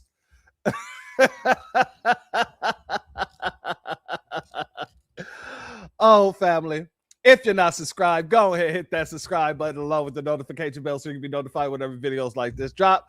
Please make sure you're hitting that like, share, and hype button so we can beat up the algorithm. Make sure we get that message out to the ears that need to hear. And if you have not done so, please click the link in the description, go to change.org and put your signature on the petition for reparations, family. I want you all to know exactly how much power you've been wielding as of lately. And that's why I did this broadcast here today. That's why I highlighted the issues within the Democratic Party, the split in between the Democratic Party and the split in between the Republican Party. And both parties, all they have to do is do something for foundationals, and they're refusing to do so. So since they're refusing to do so, let me make sure that they understand that we know what's going on. We are well informed when it comes down to what the hell is going on.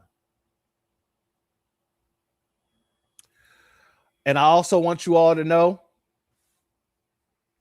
that the more and more these folks continue to lose, the more and more these folks will crash out. And trust me when I say, family, it's going to be funnier and funnier and funnier every damn time. Shout out to our sister Mia Kim. Thank you for being here, my warrior sister. And thank you for this comment. May our ancestors get their lick back 100 times fold. And I'll add on 1,000,000 times on top of that 100 times. So 100 times 1,000,000 fold. Shout out to each and every one of you. Much love. I will see you in our good brother Black Alpha space. And one more time before we get out of here.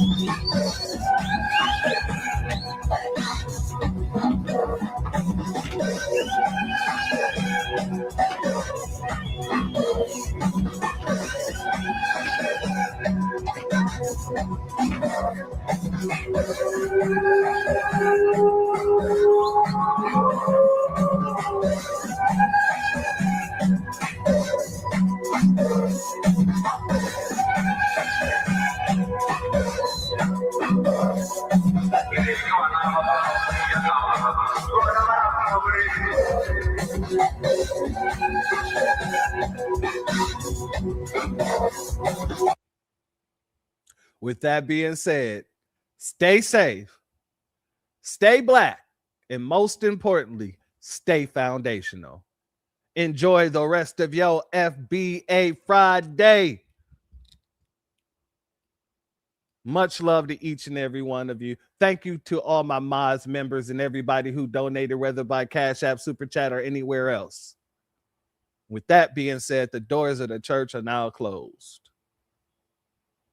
Peace, family. My grandfather built this country, man. He fought wars for it. And most places he went wouldn't let him sit down and get a cup of coffee. I can't even catch a cab in New York. You know, it doesn't matter how many degrees I get. All you people see is color. Your grandfather was an immigrant. You're American. My grandfather was born here, Duke. And you people still look at me as just another nigga. I know that the government, whatever, can't stand us black people. He's doing everything in the world to make black man be extinct. But I'm going to tell you one thing. Us black people going to survive. So fuck everybody. I'm off.